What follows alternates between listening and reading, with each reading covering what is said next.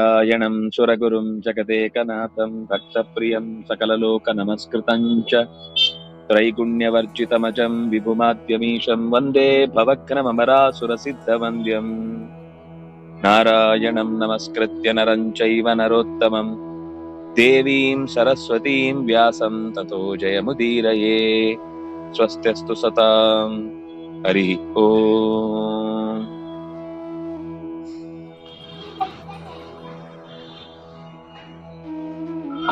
ದುರ್ಗೆಯನ್ನ ಸ್ತುತಿ ಮಾಡಿ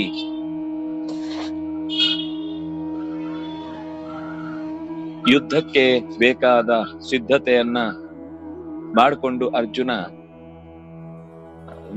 ಕೃಷ್ಣನ ಆದೇಶದಂತೆ ಈ ಪ್ರಾರ್ಥನೆ ಮಾಡುತ್ತಾನೆ. ಆ ಪ್ರಾರ್ಥನೆಗೆ ಅವರು ಅನೇಕ ಫಲಗಳನ್ನ ಹೇಳ್ತಾರೆ. ಮುಖ್ಯವಾಗಿ ಭಗವಂತನ ಅನುಗ್ರಹದಿಂದ ಕೂಡಿದ ಲಕ್ಷ್ಮಿ ಅನುಗ್ರಹ ಆಯ್ತು ಅಂದ್ರೆ ಅದು ಜಯ ನಿಶ್ಚಿತ. ಕೇವಲ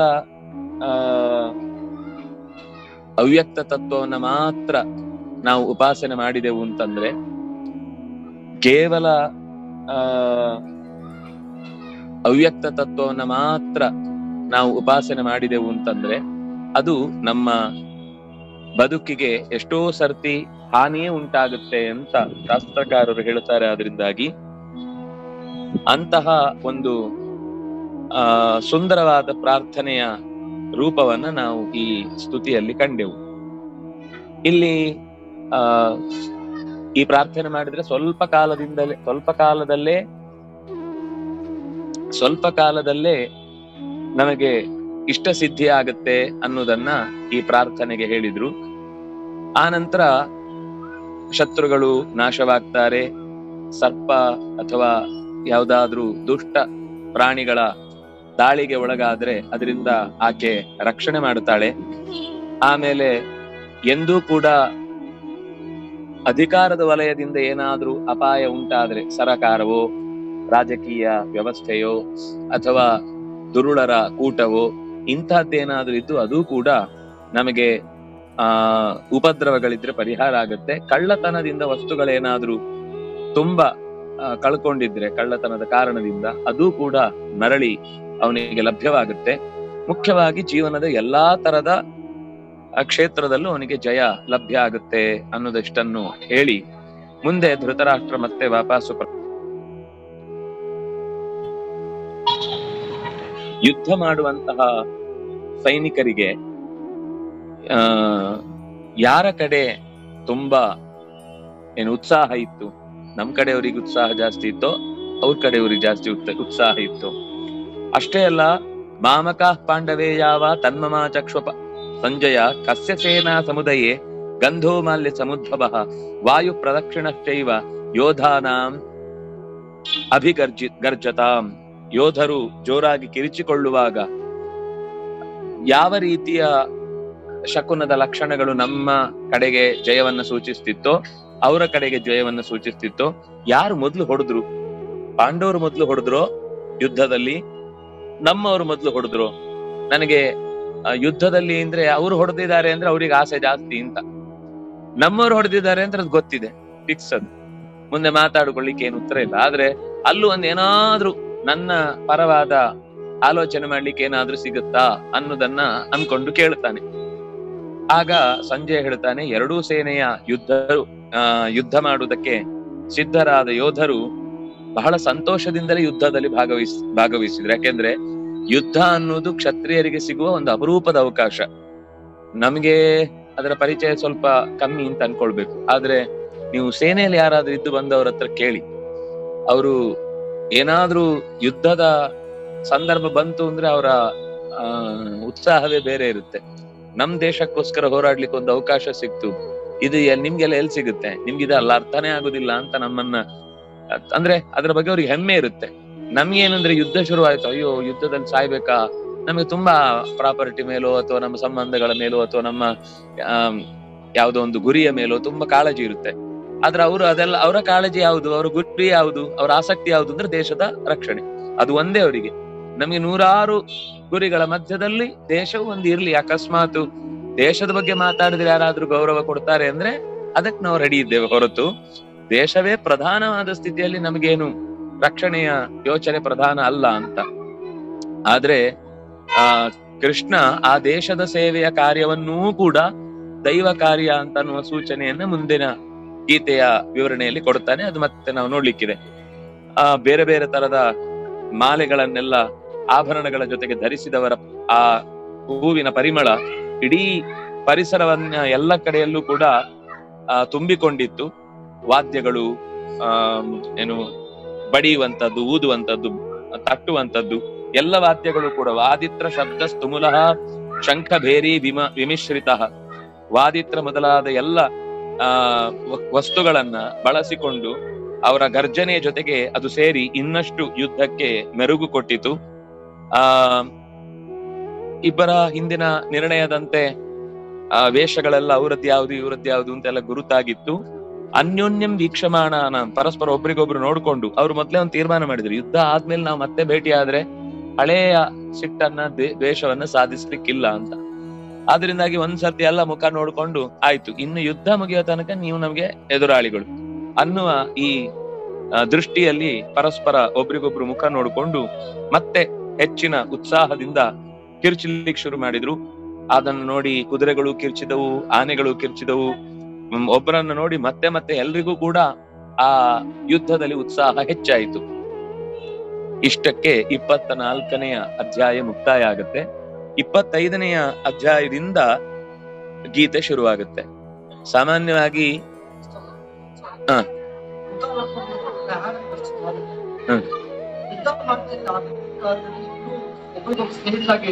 ಹೌದು ಒಂದಾಗುದು ಅಂದ್ರೆ ಕೆಲವರೆಲ್ಲ ಈಗ ಯಾದವರ ಮನೆಯಲ್ಲೇ ಕೃತವರ್ಮ ಕೌರವರ ಕಡೆಗೆ ಹೋಗಿದ್ದಾನೆ, ಸಾತ್ಯಕಿ ಪಾಂಡವರ ಕಡೆಗೆ ಬಂದಿದ್ದಾನೆ. ಹಾಗೆ ಮೊದಲಿಂದ ಸಂಬಂಧ ಇದ್ದವರ ಬಗ್ಗೆ ಹೇಳಿದ್ದು. ಮೊದಲಿನಿಂದಲೂ ಯಾರು ಒಟ್ಟಿಗೆ ಇದ್ದವರು ಈಗ ಅನಿವಾರ್ಯವಾದ ರಾಜಕೀಯ ಒತ್ತಡಕ್ಕೆ ಒಳಗಾಗಿ ಬೇರೆ ಬೇರೆ ಪಕ್ಷಕ್ಕೆ ಹೋಗಿದ್ರು ಕೂಡ ಮತ್ತೆ ಯುದ್ಧ ಮುಗಿದ ಮೇಲೆ ಒಟ್ಟಾಗಬೇಕು ಅಂತ ನಿರ್ಧಾರ ಆಗಿತ್ತು. ಇಲ್ಲ, ಎಲ್ರಿಗೂ ಪಾಸ್ ಆಗ್ಲಿಲ್ಲ. ಕೆಲವರು ಇದ್ರು, ಕಾರಣ ಅವನ ತಮ್ಮಂದ್ರು ಇಂಥವ್ರು ಇದ್ರು. ಆದ್ರೆ ಯಾರು ಕೇವಲ ಈಗಲೇ ಈ ಯುದ್ಧಕ್ಕಾಗಿ ಬಂದಿದ್ರು ಅವರೆಲ್ಲ ಪರಸ್ಪರ ಅನ್ಯೋನ್ಯಂ ವೀಕ್ಷಮಾಣಾನಾಂ ಯೋಧಾನಾಂ ಭರತರ್ಷಭ, ಪರಸ್ಪರ ಒಬ್ಬರನ್ನೊಬ್ಬರು ನೋಡಿಕೊಂಡು ಇನ್ನೂ ಜಗರ್ಷಿರೆ ಇನ್ನಷ್ಟು ಹೆಚ್ಚು ಉತ್ಸಾಹಕ್ಕೆ ಒಳಗಾದ್ರಂತೆ. ಅಂದ್ರೆ ನಮ್ಮ ತಾಕತ್ತನ್ನ ತೋರಿಸ್ಲಿಕ್ಕೆ ಸಿಗುತ್ತೆ ಅಂತ ಅವಕಾಶ. ಈ ಅವಕಾಶ ಸಿಗುದು ಬೇರೆಯವರಿಗೆ ಇಲ್ಲ ಅಂತ. ಹಾಗಾಗಿ ದ್ವೇಷ ಅನ್ನೋದ್ರ ಇಲ್ಲ. ಪರ್ಸನಲ್ ಆಗಿ ಯಾರೂ ಕೂಡ ಅದನ್ನ ಮೊದಲು ನಿಯಮದಲ್ಲೇ ಹೇಳಿದ್ದಾರೆ. ನಾವು ಈಗ ಯುದ್ಧ ಮಾಡುವಾಗ ನಮ್ಮಲ್ಲಿ ಏನೇ ಭಿನ್ನಾಭಿಪ್ರಾಯಗಳು ಈ ಯುದ್ಧಕ್ಕೋಸ್ಕರ ಬಂದ್ರೂ ಕೂಡ ಯುದ್ಧ ಮುಗಿದ್ಮೇಲೆ ಅದನ್ನೆಲ್ಲ ಬಿಡಬೇಕು ಅಂತ ಮೊದಲೇ ಮಾತಾಡ್ಕೊಂಡೇ ಯುದ್ಧಕ್ಕೆ ಪ್ರವೇಶ ಮಾಡಿದ್ದಾರೆ. ಅದು ಅವ್ರ ಕಡೆಯವರು ಹೇಳಿರ್ತಾರೆ, ಇವ್ರ ಕಡೆಯವರು ಹೇಳಿರ್ತಾರೆ. ಅಂದ್ರೆ ಎರಡೂ ಕಡೆಯಲ್ಲಿ ಅನೇಕ ನಿಯಮಗಳಲ್ಲಿ ಇದು ಒಂದು. ಆಯುಧ ಇಲ್ಲದೆ ಇದ್ದಾಗ ಹೊಡಿಬಾರ್ದು, ಶರಣಾಗತರಾದಾಗ ಹೊಡಿಬಾರ್ದು, ಸಣ್ಣ ಆಯುಧ ಇದ್ದಾಗ ಅವನ ಹತ್ರ ದೊಡ್ಡ ಆಯುಧ ತಗೊಂಡು ಯುದ್ಧ ಮಾಡಬಾರ್ದು. ಈ ತರ ಅವರೇ ಒಂದು ನಿಯಮ ಮಾಡ್ಕೊಳ್ಳೋದ್ರಲ್ಲಿ ಇದು ಒಂದು ಸೇರಿರುತ್ತೆ. ಮುಂದೆ ಎಂದೂ ಕೂಡ ಮತ್ತೆ ನಾವು ಭೇಟಿಯಾದಾಗ ಪರಸ್ಪರ ದ್ವೇಷದಲ್ಲಿ ತೊಡಗಬಾರ್ದು. ಈ ಯುದ್ಧದ ಸೋಲು ಅಂದ್ರೆ ಯುದ್ಧದಲ್ಲಿ ಅವನಿಗೆ ಗೆಲುವಾಗಿರುತ್ತೆ, ಆಮೇಲೆ ಸಿಕ್ತಾನೆ ಇವನು. ಸಿಕ್ಕಿದಾಗ ಆ ಸಿಟ್ಟನ್ನ ಯುದ್ಧದಲ್ಲಿ ಸೋರಿಸಿದನ್ನು ಇವತ್ತಿಟ್ಕೊಂಡು ಮತ್ತೆ ಜಗಳ ಕಾಯ್ಲಿಕ್ಕಿಲ್ಲ. ಅದು ಅಲ್ಲಿಗೆ ಯುದ್ಧ ಮುಗೀತದ. ಅವ್ರ ಪರವಾಗಿ ಹೋರಾಡಿದ್ದು. ಈಗ ನಾವು ಬ್ರಿಟಿಷರ ಪರವಾಗಿ ಜರ್ಮನಿ ಇತ್ಯಾದಿ ದೇಶಗಳ ವಿರುದ್ಧ ನಾವು ಹೋರಾಡಿದ್ರು. ಇವತ್ತು ನಮ್ಗೆ ಜರ್ಮನಿ ಏನ್ ಶತ್ರು ಅಲ್ಲ. ಅವತ್ತು ಹೋರಾಡ್ಬೇಕಾದ ಅನಿವಾರ್ಯತೆ ಇತ್ತು, ನಮ್ಗೆ ಅವರ ಸೈನ್ಯದಲ್ಲಿ ಇದ್ದೆವು, ನಾವು ಹೋರಾಡಬೇಕಾಯ್ತು. ಆದ್ರೆ ಇವತ್ತು ಅದನ್ನ ನಾವು ಮುಂದುವರಿಸಬೇಕಾದ ಅಗತ್ಯ ಇಲ್ಲ. ಹೇಗೋ ಹಾಗೆ ಅದು ಆ ವ್ಯವಸ್ಥೆಯಲ್ಲಿ ನಡೀತಿತ್ತು.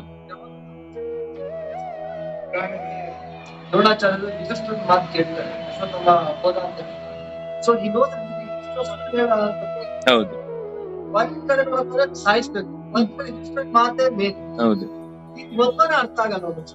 ಅದೇ ಅದೆಲ್ಲ ಯುದ್ಧದ ಮುಕ್ತಾಯದಲ್ಲಿ ಗೊತ್ತಾಗುತ್ತೆ ಯಾಕೆ ಹಾಗಾಯ್ತು ಅಂತ. ಇದೇ ಪ್ರಶ್ನೆಯನ್ನ ಅಲ್ಲೂ ಅವರು ಮಾಡ್ಕೊಳ್ತಾರೆ, ಯಾಕೆ ಹೀಗಾಯ್ತು, ಯಾಕೆ ಈ ಮಾತು ಬಂತು ಅನ್ನೋದನ್ನ. ಯಾಕಂದ್ರೆ ಕೃಷ್ಣನೇ ಆ ಒಂದು ನಿರ್ಣಯವನ್ನ ಕೊಟ್ಟದ್ದಾದ್ರಿಂದ ಅಶ್ವತ್ಥಾಮ ಹತಃ ಅಂತ ಹೇಳುವಂತ, ಅದಕ್ಕೆ ಹಿಂದೆ ಅನೇಕ ಕಾರಣಗಳಿರುವುದನ್ನ ಅರ್ಜುನನ ಪ್ರಶ್ನೆಗೆ ಕೃಷ್ಣ ಉತ್ತರ ಕೊಡ್ತಾನೆ. ನಮ್ಗೆ ಈಗ ಮುಖ್ಯವಾದ ಭಾಗ, ಬಹಳ ಜನ ಭಗವದ್ಗೀತೆ ಅನ್ನೋದೇ ಒಂದು ಪ್ರತ್ಯೇಕ ಗ್ರಂಥ ಅಂತ ಅನ್ಕೊಂಡಿರ್ತಾರೆ. ಅಷ್ಟೇ ಅಲ್ಲ, ಗೀತೆ ಅಂದ್ರೆ ಯುದ್ಧ ಶುರುವಾಗುವ ಮುಂಚೆ ಹೌದು, ಯುದ್ಧ ಶುರುವಾಗುವ ಮುಂಚೆನೆ ಗೀತೆ ಬಂದದ್ದು. ಆದ್ರೆ ಭಾರತದಲ್ಲೂ ಕೂಡ ಯುದ್ಧ ಶುರುವಾಗುವಾಗ್ಲೇ ಗೀತೆ ಶುರುವಾಯ್ತು ಅನ್ನುವ ಕಲ್ಪನೆಯಲ್ಲಿದೆ. ಅದಕ್ಕೆ ನಾನು ಹಿಂದಿನ ಪೂರ್ವ ಪೀಠಿಕೆಯನ್ನು ಹೇಳಿದ್ದು, 10 ದಿವಸಗಳ ಯುದ್ಧ ಮುಗಿದ ನಂತರ ಸಂಜಯ ವಾಪಸ್ಸು ಬಂದು ಧೃತರಾಷ್ಟ್ರನಿಗೆ ಹೀಗೀಗಾಯ್ತು ಅಂತ ಹೇಳಿದಾಗ ಸಂಜಯನ ಹತ್ರ ಮತ್ತೆ ಕೇಳ್ತಾನೆ ಏನೇನಾಯ್ತು ಹೇಳು ಅಂತ. ಆಗ ಅವನು ಹಿಂದಿನ ಕಥೆ ಶುರು ಮಾಡಿ ಹೇಳುದು. ಬಹುಶಃ ಇಲ್ಲಿಂದ 8 ದಿವಸದ ಕಥೆ ಹೇಳ್ಬೇಕು. ಆದ್ರೆ ಅಲ್ಲಿ ತನಕದ ಹಿಂದೆ ಏನಾಯ್ತು ಅಂತ ಅನ್ನೋದನ್ನ ಹೇಳಲಿಕ್ಕೆ ಈ ಗೀತೆ ಶುರುವಾದದ್ದಾದ್ರಿಂದ ಈ ವಿಷಯದಲ್ಲಿ ಹಿಂದೆ ಏನಾಯ್ತು ಅಂತ ಒಂದು ಕಥೆ ಗೊತ್ತಿದ್ದಾಗ ಈ ಗೀತೆಯ ಮುಂದಿನ ಭಾಗದ ಅರ್ಥ ಬಹಳ ಬೇರೆನೇ ರೀತಿಯಿಂದ ತೆರ್ಕೊಳ್ಳುತ್ತೆ ನಮಗೆ. ಅಲ್ಲ, ಗೀತೆ ಶುರುವಾರದು 1ನೇ ದಿವಸನೇ, ಆದ್ರೆ ಈ ಕಥೆ ಹೇಳ್ತಾ ಇರೋದು ಗೀತೆಯ ಬಗ್ಗೆ ಭಾರತದಲ್ಲಿ ಉಲ್ಲೇಖ ಆದದ್ದು 10 ದಿವಸದ ಕಥೆಯ ಎಲ್ಲ ಘಟನೆ ಮುಗಿದ ಮೇಲೆ ಸಂಜೆ ವಾಪಸ್ ಬರ್ತಾನೆ ಯುದ್ಧದ ವೇದಿಕೆಯಿಂದ. ಆಗ ಏನಾಯ್ತು ಅಂತ ಕೇಳಿದಾಗ ಮೊದಲನೇ ದಿವಸದ್ದು ಏನಾಯ್ತು ಅನ್ನುವ ಘಟನೆಯನ್ನು ಹೇಳುವಾಗ ಗೀತೆ ಬರುತ್ತೆ. ಹೊರತು ಕಂಟಿನ್ಯೂ ಆಗಿ ಮಹಾಭಾರತದ ಕಥೆ ಹೋಗ್ತಾ ಇದ್ದ ಹಾಗೇನೆ ಗೀತೆ 1ನೇ ಡೇ ಶುರು ಆಯ್ತು ಅಂದ್ರೆ ಅಲ್ಲ ಅದೇ ವಿಷಯವನ್ನ ಡೈರೆಕ್ಟ್ ನೋಡಿ ಹೇಳಿದ್ದಲ್ಲ ಅಂತ. ಸಂಜಯ ದಿವ್ಯ ದೃಷ್ಟಿಯಿಂದ ಹೇಳ್ತಾನೆ ಅಂದ್ರೆ ಕಮೆಂಟ್ರಿ ಇಲ್ಲಿ ಈ 10 ದಿವಸದ ಕಮೆಂಟ್ರಿ ಕೊಟ್ಟದ್ದಲ್ಲ, 10 ದಿವಸ ನೋಡಿ ಬಂದಿದ್ದ. ಈಗ 10ನೇ ದಿವಸ ಬಂದ ಮೇಲೆ ಭೀಷ್ಮಾಚಾರ್ಯರು ಬಿದ್ದ ಮೇಲೆ ಆ ಏನು ಘಟನೆ ನಡೆಯಿತು ಅದನ್ನ ಈಗ ಉಲ್ಲೇಖ ಮಾಡ್ತಾ ಇದ್ದಾನೆ. ಅಂದ್ರೆ ಇದು ಹಿಂದೆ ನಡೆದ ಘಟನೆಯನ್ನ 10 ದಿವಸದ ನಂತರ ಧೃತರಾಷ್ಟ್ರನಿಗೆ ಹೇಳ್ತಾ ಇದ್ದಾನೆ. ಹಾಗಾಗಿ ಸಂಜಯ್ ಮತ್ತು ಧೃತರಾಷ್ಟ್ರನ ಸಂವಾದದೊಂದಿಗೆ ಗೀತೆ ಶುರುವಾಗುತ್ತೆ. ಇಲ್ಲ ಅಂದ್ರೆ ಹೇಗ್ ಶುರುವಾಗ್ಬೇಕಿತ್ತು ಗೀತೆ? ಅರ್ಜುನ ಮತ್ತು ಕೃಷ್ಣನ ಮೂಲಕ ಶುರುವಾಗ್ಬೇಕಿತ್ತು. ಗೀತೆ 1ನೇ ದಿವಸನೇ, ಫಸ್ಟ್ ಡೇನೇ ಆಗಿರುದು. ಆದ್ರೆ ಹೇಳಿದ್ದು ನಮಗೆ ಕಥೆಯ ಮೂಲಕ ಗೊತ್ತಾದದ್ದು 10ನೇ ದಿವಸ ಈ ವಿಷಯವನ್ನ ಧೃತರಾಷ್ಟ್ರನಿಗೆ ಹೇಳ್ದ ಅಂತ. ಧರ್ಮಕ್ಷೇತ್ರೇ ಕುರುಕ್ಷೇತ್ರೇ ಸಮವೇತಾಯುತ್ಸವ ಮಾಮಕ ಪಾಂಡವಾಶ್ಚೈವ ಕಿಮ ಕುರುವತ ಸಂಜಯ ಅಂತ ಮೊದಲನೇ ಸಾಲು. ಮತ್ತೆ ಆ ಮಾತಿನಲ್ಲೇ ಎಷ್ಟು ಸ್ವಾರ್ಥ ಇದೆ ಅಂತ ಗೊತ್ತಾಗುತ್ತೆ. ವಸ್ತುತ ಪಾಂಡವರು ಧೃತರಾಷ್ಟ್ರನನ್ನ ಅಪ್ಪ ಅಂತ ಕರಿತಾ ಇದ್ರು. ಪಾಂಡು ಹೋದ ಮೇಲೆ ನೀನೇ ನನಗೆ ಸರ್ವಸ್ವ ಅಂತ ನಂಬಿಕೊಂಡೇ ಅವರ ಇಡೀ ಜೀವನ ನಡೆಸಿದ್ದು. ಅವ್ರು ಹಾಕಿದ್ ಒಂದ್ ಗೆರೆ ಮೀರ್ಲಿಲ್ಲ. ಎಲ್ಲಿವರೆಗೆ ಅಂದ್ರೆ ದ್ಯೂತಕ್ಕೆ ಕರೆದಾಗ್ಲೂ ಬೇಡ ಹೇಳಲಿಲ್ಲ, ದೊಡ್ಡಪ್ಪ ಕರೆದ ಮೇಲೆ ಬೇಡ ಹೇಳಲಿಕ್ಕಿಲ್ಲ. 2ನೇ ಸರ್ತಿ ಆಯ್ತು ದ್ಯೂತ, ವಸ್ತುತಃ 2 ಬಾರಿ ಆಯ್ತು.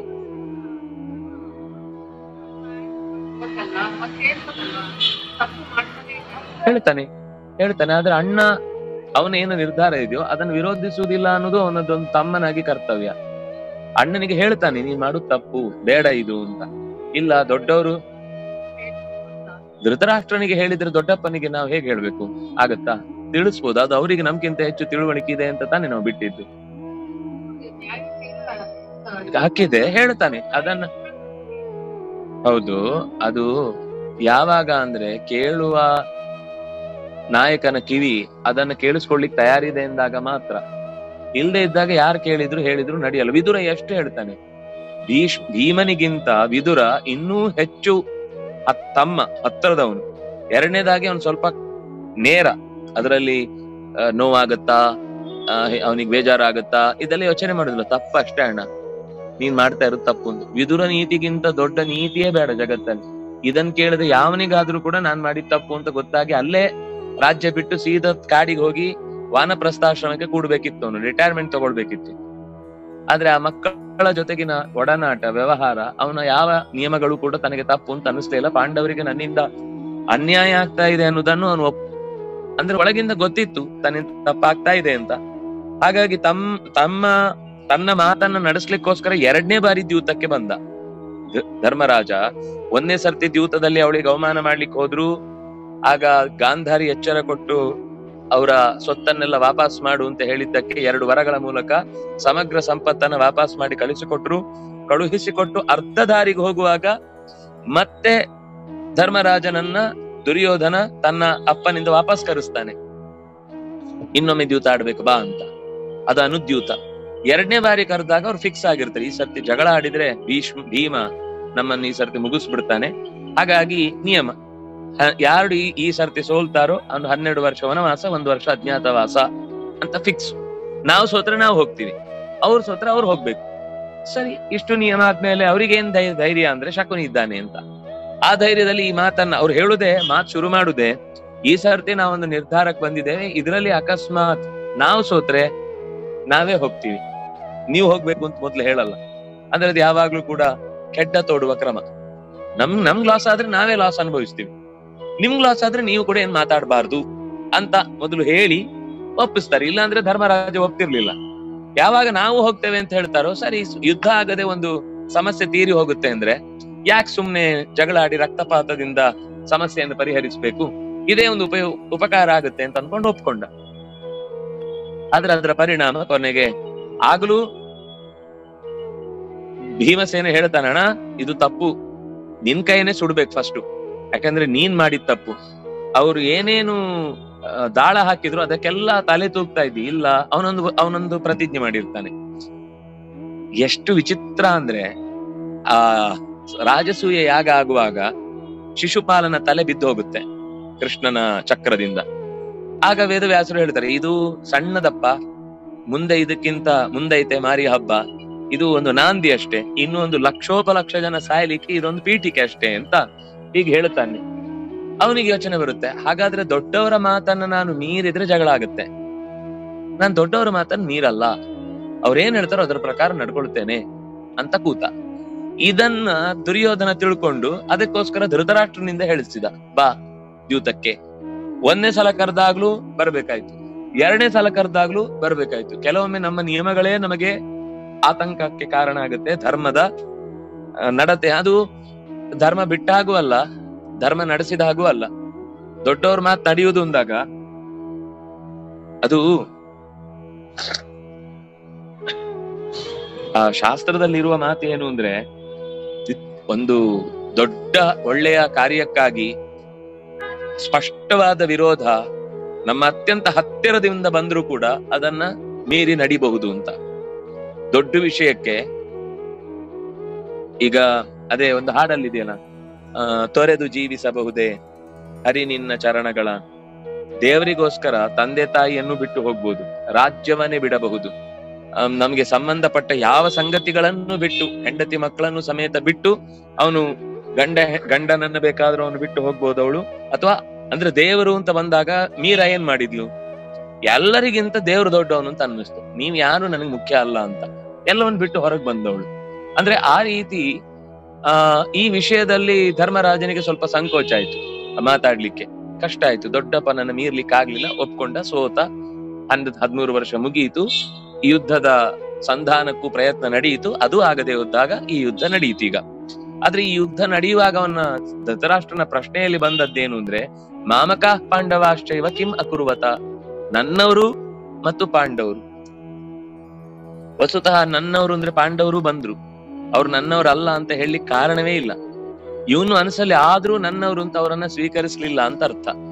ಪಾಂಡವರನ್ನ ಯಾವತ್ತೂ ಕೂಡ ನನ್ನವರು ಅಂತ ಅವ್ನು ತಗೊಳ್ಳಿಲ್ಲ ಅಂತ ಅರ್ಥ. ಹಾಗಾಗಿ ಧರ್ಮ ಕ್ಷೇತ್ರದಲ್ಲಿ ಅದೆಲ್ಲ ಒಂಥರ ಹಿಂಟದು. ಧರ್ಮವೇ ನಡೆಯುವ ಕ್ಷೇತ್ರದಲ್ಲಿ ಅತ್ಯಂತ ಹಿಂದಿನಿಂದ ಕುರುಕ್ಷೇತ್ರ ಅಂದ್ರೆ ಅದು ಬಹಳ ಹಿಂದಿನಿಂದ ಧರ್ಮ ಕಾರ್ಯಗಳಿಗೋಸ್ಕರ ಪ್ರಸಿದ್ಧವಾದ ಕ್ಷೇತ್ರ ಅದು. ಅಂಥ ಕ್ಷೇತ್ರದಲ್ಲಿ ಸೇರಿದಂತಹ ಯುದ್ಧಕ್ಕೋಸ್ಕರ ಒಟ್ಟಾದಂತಹ ಪಾಂಡವರು, ಅದಕ್ಕೆ ಅವನು ಹಿಂದೆ ಕೇಳಿದ್ದ, ಮೊದ್ಲು ಯಾರು ಹೊಡೆದ್ರು ಅಂತ. ಅಂದ್ರೆ ಹೊಡೆದ್ರು ಅಂತಂದ್ರೆ ಆಗ ಧರ್ಮರಾಜನಿಗೆ ಅನ್ನಿಸಿ, ಛೆ, ಇಷ್ಟು ಜನರನ್ನ ಯುದ್ಧದಲ್ಲಿ ಕೊಂದು ನಾವು ಹೇಗೆ ತಾನೇ ರಕ್ತಸಿಕ್ತವಾದ ಸಿಂಹಾಸನದಲ್ಲಿ ಕೂಡುವುದಾಗುತ್ತೆ, ಆದ್ರಿಂದಾಗಿ ನಮಗೆ ಯುದ್ಧ ಬೇಡ ಅಂತ ಈಗ ಅಕಸ್ಮಾತ್ ಹಿಂದೆ ಸರಿದ್ರೆ ಧರ್ಮರಾಜ ನನ್ ಮಕ್ಳಿಗೆ ಲಾಭ ಆಗುತ್ತಲ್ಲ ಅಂತ ಯೋಚನೆ ಮಾಡ್ತಾನೆ. ಏನಾದ್ರೂ ಆ ರೀತಿ ಹಿಂದೆ ಸರಿದ್ರ ಪಾಂಡವ್ರು, ಏನಾದ್ರು ನನ್ನ ಮಕ್ಕಳ ಪರವಾಗಿ ಏನಾದ್ರೂ ಯೋಚನೆ ಮಾಡಿ ಹಿಂದೆ ಸರಿದ್ರ ಕಿಮ್ಮ ಕುರುವತ. ನೋಡಿ, ಅಲ್ಲಿ ವಸ್ತುತಃ ಯುಯುತ್ಸಗಳಾಗಿ ಬಂದವರು ಹೇಗ್ ಯುದ್ಧ ಮಾಡಿದ್ರು ಕೇಳ್ಬೇಕಿತ್ತು. ಅವನು ಹೇಗ್ ಯುದ್ಧ ಮಾಡಿದ್ರು ಕೇಳಿಲ್ಲ, ಏನ್ ಮಾಡಿದ್ರು ಕೇಳ್ತಾನೆ. ಅಂದ್ರೆ ಯುದ್ಧ ಬಿಟ್ಕೊಟ್ರ, ಯುದ್ಧದಲ್ಲಿ ಬೇಡ, ನೀವೇ ಜಯಶೀಲರು ಅಂತ ನಾನು ತೀರ್ಮಾನ ಮಾಡಿ ಬಿಟ್ಟಿದ್ದೇನೆ ಅಂತ. ಹಾಗೇನ ಅವನಿಗೆ ಅಲ್ಲೂ ಒಂದು ನಿರೀಕ್ಷೆ. ಪಾಂಡವರು ಯಾವತ್ತೂ ಕೂಡ ತುಂಬಾ ಒಳ್ಳೆಯವರು, ಅವ್ರು ಯುದ್ಧ ಮಾಡ್ಲಿಕ್ಕೆ ಇಷ್ಟಪಡ್ಲಿಕ್ಕಿಲ್ಲ, ಅವರು ರಾಜ್ಯವನ್ನ ತ್ಯಾಗ ಮಾಡಿ ಮತ್ತೆ ವಾಪಸ್ ಕಾಡಿಗೆ ಹೋಗಿ ಬಿಡ್ತಾರೆ ಅಂತಾನೆ ಅವನಿಗೆ ನಿರೀಕ್ಷೆ. ಹಾಗಾಗಿ ಯುಯುತ್ಸವ ಅಂತ ಕೇಳ್ತಾನೆ, ಅದ್ರ ಕಿಮ್ಮ ಕುರುವತ ಅಂತ ಕೇಳ್ತಾನೆ. ಯುದ್ಧಕ್ಕೋಸ್ಕರ ನಿಂತ ಮಂದಿ ಏನ್ ಮಾಡಿದ್ರು, ಸುಮ್ನಾದ್ರ, ಏನಾದ್ರು ಬಾಯಿ ಮುಚ್ಚಿಕೊಂಡು ವಾಪಸ್ ಹೊರಟ್ರ?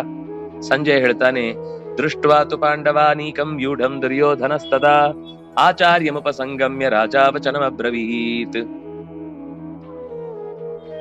ಪಾಂಡವರ ಸೇನೆಯನ್ನ ಗುಂಪು ಕೂಡಿದ್ದನ್ನ ನೋಡಿದ್ದಾನೆ ದುರ್ಯೋಧನ. ಎರಡೂ ಕಡೆಯವರು ನೋಡಿದ್ದಾರೆ. ಅದರಲ್ಲಿ ಮೊದಲು ಈ ಉಲ್ಲೇಖ ಮಾಡುತ್ತಾರೆ, ವ್ಯೂಢಂ ಅಂದ್ರೆ ಚೆನ್ನಾಗಿ ಒಟ್ಟಾದ, ಅಂದ್ರೆ ಒಬ್ಬೊಬ್ರಿಗೂ ಬಹಳ ಕಮ್ಯುನಿಕೇಶನ್ ಇತ್ತು. ಇಲ್ಲಿ ಒಬ್ಬ ಏನಾದ್ರೂ ನಿರ್ಣಯ ಮಾಡಿದ ಅಂದ್ರೆ ಆ ನಿರ್ಣಯ ಕೊನೆಯವರೆಗೂ ಮುಟ್ತಾ ಇತ್ತು. ನಮ್ಮಲ್ಲಿ ಸಾಮಾನ್ಯ ಹಾಗಾಗುದಿಲ್ಲ. ಯಾರು ಎದುರು ಕೂತವ್ರು ಮಾತ್ರ ಅದನ್ನ ಮಾಡ್ತಾರೆ, ಹಿಂದಿರೋರು ಅವ್ರ ಪಾಡಿಗಿರ್ತಾರೆ. ಒಂದ್ ತರಗತಿಯಲ್ಲಿ ಏನಾದ್ರು ಒಂದು ಅಧ್ಯಾಪಕರು ಏನಾದ್ರು ಬೋರ್ಡ್ ಅಲ್ಲಿ ಬರ್ಕೊಳ್ಳಿ ಅಂದ್ರೆ ಎದುರುಗಡೆ ಪಾಪ ಶಿಸ್ತಿನ ಸ್ವಲ್ಪ ಗಂಭೀರ ಅಧ್ಯಯನದಲ್ಲಿ ಆಸಕ್ತಿ ಇರೋರು ಮಾತ್ರ ಮಾಡ್ತಾರೆ. ಉಳಿದವರೆಲ್ಲ ಅದನ್ನ ಅವ್ರನ್ನ ನೋಡಿ ಮಾಡ್ತೇವೆ, ಇದು ಮಾಡ್ತೇವೆ, 200 ಕಾರಣ ಕೊಡ್ತಾರೆ ಅವ್ರ ಹತ್ರ. ಆದ್ರೆ ಹಾಗಿರ್ಲಿಲ್ಲ. ವ್ಯೂಢ ಅಂದ್ರೆ ಒಬ್ರಿಗೊಬ್ರಿಗೆ ಒಳ್ಳೆ ಕಮ್ಯುನಿಕೇಶನ್ ಇತ್ತು. ಒಂದು ಮಧ್ಯದಲ್ಲಿ ಒಂದು ವ್ಯಕ್ತಿಯು ಕೂಡ ಒಬ್ಬರ ಮಾತನ್ನ ಮೀರಿ ನಡೆಯುವ ನಿರ್ಧಾರ ಮಾಡುವ ಯೋಚನೆಯಲ್ಲಿ ಇರ್ಲಿಲ್ಲ. ಇಂತಹ ಸೈನ್ಯವನ್ನ ನೋಡಿ ಸೀದಾ ದ್ರೋಣಾಚಾರ್ಯರ ಬಳಿಗೆ ಹೋದ. ಆಚಾರ್ಯಂ ಉಪಸಂಗಮ್ಯ ಅಂದ್ರೆ ಹತ್ತಿರ ಹೋಗಿ ಇದಂ ವಚನಂ ಅಬ್ರವೀತ್, ಈ ಮಾತನ್ನು ಹೇಳಿದ. ಏನು? ಪಶ್ಯೇತಾಂ ಪಾಂಡುಪುತ್ರಾಣಾಂ ಆಚಾರ್ಯ ಮಹತೀಂ ಚಮೂಂ ವ್ಯೂಢಾಂ ದ್ರುಪದ ಪುತ್ರೇಣ ತವ ಶಿಷ್ಯೇಣ ಧೀಮತ ಕೊಂಕು. ಮತ್ತೆ ತವ ಶಿಷ್ಯೇಣ, ನಿನ್ ಶಿಷ್ಯ. ಸಾಮಾನ್ಯ ಯಾರಾದ್ರೂ ಅವ್ರ ಬಗ್ಗೆ ಏನಾದ್ರೂ ಒಂದು ಹೇಳ್ಬೇಕು ಅಂತಿದ್ರೆ ನೋಡಿ, ನಿಮ್ಮವರೇ ಮಾಡಿದ್ದು, ನಮ್ಗೇನೋ ತೊಂದರೆ ಆಗಿರುತ್ತೆ ಅಂತ ಇಟ್ಕೊಳ್ಳಿ, ನಿಮ್ಮವರೇ ಎಲ್ಲ ಮಾಡಿ ಕೊಟ್ಟದ್ದು, ಇವತ್ತದು ನಮ್ಗೆ ವಾಪಸ್ ರಿಟರ್ನ್ ನೋಡ್ತಿದೆ. ನೀವೇ ಪಾಠ ಮಾಡಿದ ಶಿಷ್ಯನ ದೃಷ್ಟದ್ಯುಮ್ನನ ಸೇನೆ ಇವತ್ತು ಹೇಗೆ ನಮ್ಮ ಮೇಲೆ ಮುಗಿ ಬೀಳುವುದಕ್ಕೆ ಸಿದ್ಧವಾಗಿದೆ ನೋಡಿ, ನೀವು ನಮ್ಮ ಪರವಾಗಿ ಯುದ್ಧ ಮಾಡ್ತೇನೆ ಅಂತ ಹೇಳ್ತೀರಿ. ನೀವೆಲ್ಲ ರೆಡಿ ಮಾಡಿ ಕೊಟ್ಟದ್ದು ಅಲ್ಲಿದೆ. ನಮ್ಗೆ ಇಲ್ಲಿ ನೀವಿದ್ದೀರಿ ಅಂತ ಬಿಟ್ರೆ ನಿಮ್ಮಿಂದ ಪ್ರಯೋಜನ ಪಡೆದಂತಹ ಮಂದಿ ಅಲ್ಲಿ ನಮ್ಮ ವಿರುದ್ಧ ಎದೆ ಬಡ್ಕೊಂಡು ಎದೆ ಸೆಟೆದು ನಿಂತಿದ್ದಾರೆ. ಅದು ಒಂದು ಶಬ್ದದಲ್ಲಿ ಆ ಪದವನ್ನು ಬಳಸಿದ ರೀತಿ ಗಮನಿಸಿ. ಪಶ್ಯೇತಾಂ ಪಾಂಡುಪುತ್ರಾಣಾಮಾಚಾರ್ಯ, ಅದನ್ನ ಒಟ್ಟಿಗೆ ಓದ್ಕೊಂಡ್ರೆ ಪಾಂಡುಪುತ್ರಾಣಾಮಾಚಾರ್ಯ, ನಮ್ಮ ಆಚಾರ ಅಲ್ಲ ನೀವು, ಪಾಂಡುಪುತ್ರರಿಗೆ ನೀವು ಆಚಾರ್ಯ. ನಮ್ಗೆ ಸುಮ್ನೆ ಶರೀರ ಕೊಟ್ಟಿದ್ದೀರಿ, ಮನಸ್ಸಲ್ಲೇ ಇದೆ, ಅದು ಹೌದು. ಆದ್ರೆ ಯುದ್ಧದಲ್ಲಿ ಅದನ್ನ ಮೋಸ ಮಾಡ್ಲಿಲ್ಲ. ಯಾವತ್ತೂ ಕೂಡ ದ್ರೋಣನಾಗ್ಲಿ ಭೀಷ್ಮನಾಗ್ಲಿ ಮಾನಸಿಕವಾಗಿ ದೇವರ ಹತ್ರ ಬೇಡ್ಕೊಂಡ್ರು ಅಷ್ಟೇ. ಅವರಲ್ಲಿ ಧರ್ಮ ಇದೆ, ಆದ್ರಿಂದಾಗಿ ಧರ್ಮಕ್ಕೆ ಗೆಲುವಾಗ್ಲಿ ಅಂತ. ಅಷ್ಟು ಬಿಟ್ರೆ ಯುದ್ಧದಲ್ಲಿ ಅನ್ಯಾಯ ಮಾಡಿ ಅವರನ್ನ ಅಂದ್ರೆ ಅವರ ಪರವಾಗಿ ಯೋಚನೆ ಮಾಡಿ ನಮ್ಮವರಿಗೆ ಏನೋ ಮಿಸ್ಲೀಡ್ ಮಾಡುದು, ಬಾಣ ಪ್ರಯೋಗ ಮಾಡದೆ ನಮ್ಮವರಿಗೆ ಕೈ ಕೊಡುದು, ಈ ತರ ಯಾವ ಇನ್ಸಿಡೆಂಟು ಅಲ್ಲಿ ಆಗ್ಲಿಲ್ಲ. ಆ ಯುದ್ಧದಲ್ಲಿ ಪೂರ್ಣವಾಗಿ ತೊಡಗಿದ್ದಾರೆ ಎಲ್ರು, ಭೀಷ್ಮಾಚಾರ್ಯ ಆಗ್ಲಿ ದ್ರೋಣಾಚಾರ್ಯ ಆಗ್ಲಿ. ಆದ್ರೆ ಅವನು ಕೊಂಕು. ನೀವು ದ್ರೋಣಾಚಾರ್ಯರು ಅಂತಂದ್ರೆ ನಮ್ಗ ಆಚಾರ ಅಲ್ಲ, ಪಾಂಡವಾನಾಮಾಚಾರ್ಯ.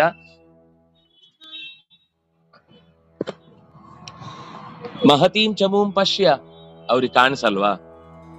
ಅದು ನೋಡಿ, ನಿಮ್ದೆ, ನೀವೇ ರೆಡಿ ಮಾಡಿ ಕೊಟ್ಟದ್ದು ನಿಮ್ ವಿರುದ್ಧನೇ ನಿಂತಿದೆ. ನಮ್ಗೆ ನಾಳೆ ತೊಂದರೆ ಆಗುತ್ತೆ ಅಂತಂದ್ರೆ ಅದಕ್ಕೆ ಕಾರಣ ನೀವು ತಯಾರು ಮಾಡಿದ್ರು, ನಿಮ್ಮ ಟ್ರೈನಿಂಗ್ ಇಂದ ತಯಾರಾದದ್ದು. ಹೀಗೆ ಗುರುವಿಗೆ ತಿರುಮಂತ್ರ ಅಂತ ಹೇಳ್ತಾರಲ್ಲ, ಹಾಗೆ ಶಿಷ್ಯರು ನಿಮ್ಗೆ ತಿರುಮಂತ್ರ ಹಾಕ್ಲಿಕ್ಕೆ ನಿಂತ ನೀವ್ ಏನ್ ಮಾಡಿದಿರಿ ಯೋಚನೆ ಮಾಡಿ. ನಿಮ್ಗೆ ಶಿಷ್ಯರು ಅಂತ ಏನೋ ಒಳಗಿನಿಂದ ಅವರ ಬಗ್ಗೆ ಒಂದು ಸಾಫ್ಟ್ ಕಾರ್ನರ್ ನಿಂದ ಅವರನ್ನು ಬಿಡ್ತಿರೋ, ಅಥವಾ ನಮ್ಗೆ ಮಾತು ಕೊಟ್ಟಿದ್ದೀರಿ, ಇಲ್ಲ ದುರ್ಯೋಧನನ ಪರವಾಗಿ ನಾನು ಮಾತು ಕೊಟ್ಟಿದ್ದೇನೆ, ಅದರಿಂದಾಗಿ ದುರ್ಯೋಧನನಿಗೆ ಗೆಲುವು ಕೊಡಬೇಕು ಅಂತ ನಿಶ್ಚಯ ಮಾಡ್ತಿರೋ, ಏನ್ ಮಾಡ್ತೀರಿ ಯೋಚನೆ ಮಾಡಿ. ನನ್ ಪರವಾಗಿ ನಿಲ್ತಿರೋ, ಅವ್ರ ಪರವಾಗಿ ನಿಲ್ತಿರೋ? ಈಗ ಹಾಗಿದ್ರೆ ಅವ್ರು ಆಗ್ಲೇ ಬಿಟ್ಟು ಹೋಗ್ತಿದ್ರು. ಅಂದ್ರೆ ಒಬ್ಬನನ್ನ ನಂಬುವ ಅಭ್ಯಾಸವೇ ಇಲ್ಲ ಅವನಿಗೆ, ಯಾರನ್ನು ನಂಬಲ್ಲ. ಯಾಕೆಂದ್ರೆ ಕಳ್ಳನ ಮನಸ್ಸು ಹುಳ್ಳಿಗೆ ಅಂತ. ತಾನು ಯಾರಿಗಾದ್ರೂ ಹೇಗ್ ಬೇಕಾದ್ರೂ ಪ್ಲೇಟ್ ತಿರುಗಿಸಿ ಹಾಕ್ತಾನೆ. ಅಂದ್ರೆ ಈ ಶಬ್ದ ಇವತ್ತು ವ್ಯರ್ಥ. ಪ್ಲೇಟ್ ತಿರುಗಿಸಿ ಹಾಕೋದು ಅಂದ್ರೆ ಹಿಂದೆ ಅದು ಒಂದೇನೋ ಗ್ರಾಮಫೋನ್ ಅಲ್ಲಿ ತಿರುಗಿಸಿ ಹಾಕ್ಬೇಕಿತ್ತು. ಇವತ್ತು ಅದಕ್ಕೆ ವಸ್ತುವೇ ಇಲ್ಲ, ಅದರಿಂದಾಗಿ ಮಾತಲ್ಲಿ ಉಳಿದು ಬಿಟ್ಟಿದಷ್ಟೇ. ಹಾಗೆ ಮಕ್ಕಳ ಅಕಸ್ಮಾತ್ ಕೇಳಿದ್ರೆ ಪ್ಲೇಟ್ ತಿರುಗಿಸಿ ಹಾಕೋದು ಅಂದ್ರೆ ಏನು ಕೇಳಿದ್ರೆ ಯಾರಿಗೂ ಗೊತ್ತಿಲ್ಲ ಇವತ್ತು. ಅದು ಒಂದೊಂದು ಕಾಲ ಇಡಿಯಮ್ಸ್, ಆ ವಸ್ತುಗಳು ಇರುವ ತನಕ ಅದು ಇರುತ್ತೆ. ಆ ವಸ್ತು ಹೋದ್ಮೇಲೆ ಮಾತು ಮಾತ್ರ ಇರುತ್ತೆ. ಅದ್ ಯಾಕೆ ಬಂತು ಅಂತ ಕೇಳಿದ್ರೆ ಯಾರಿಗೂ ಗೊತ್ತಿರೋದಿಲ್ಲ. ಹಾಗೆ ಇಲ್ಲಿ ನೀವು ಇದ್ದಕ್ಕಿದ್ದ ಹಾಗೆ ನಮ್ಮ ಪರವಾಗಿ ಹೋರಾಡ್ತೇನೆ ಅಂತ ಹೇಳಿದ್ರು ನನಗೆ ಯಾಕೋ ಪೂರ್ತಿ ನಂಬಿಕೆ ಬರ್ತಿಲ್ಲ.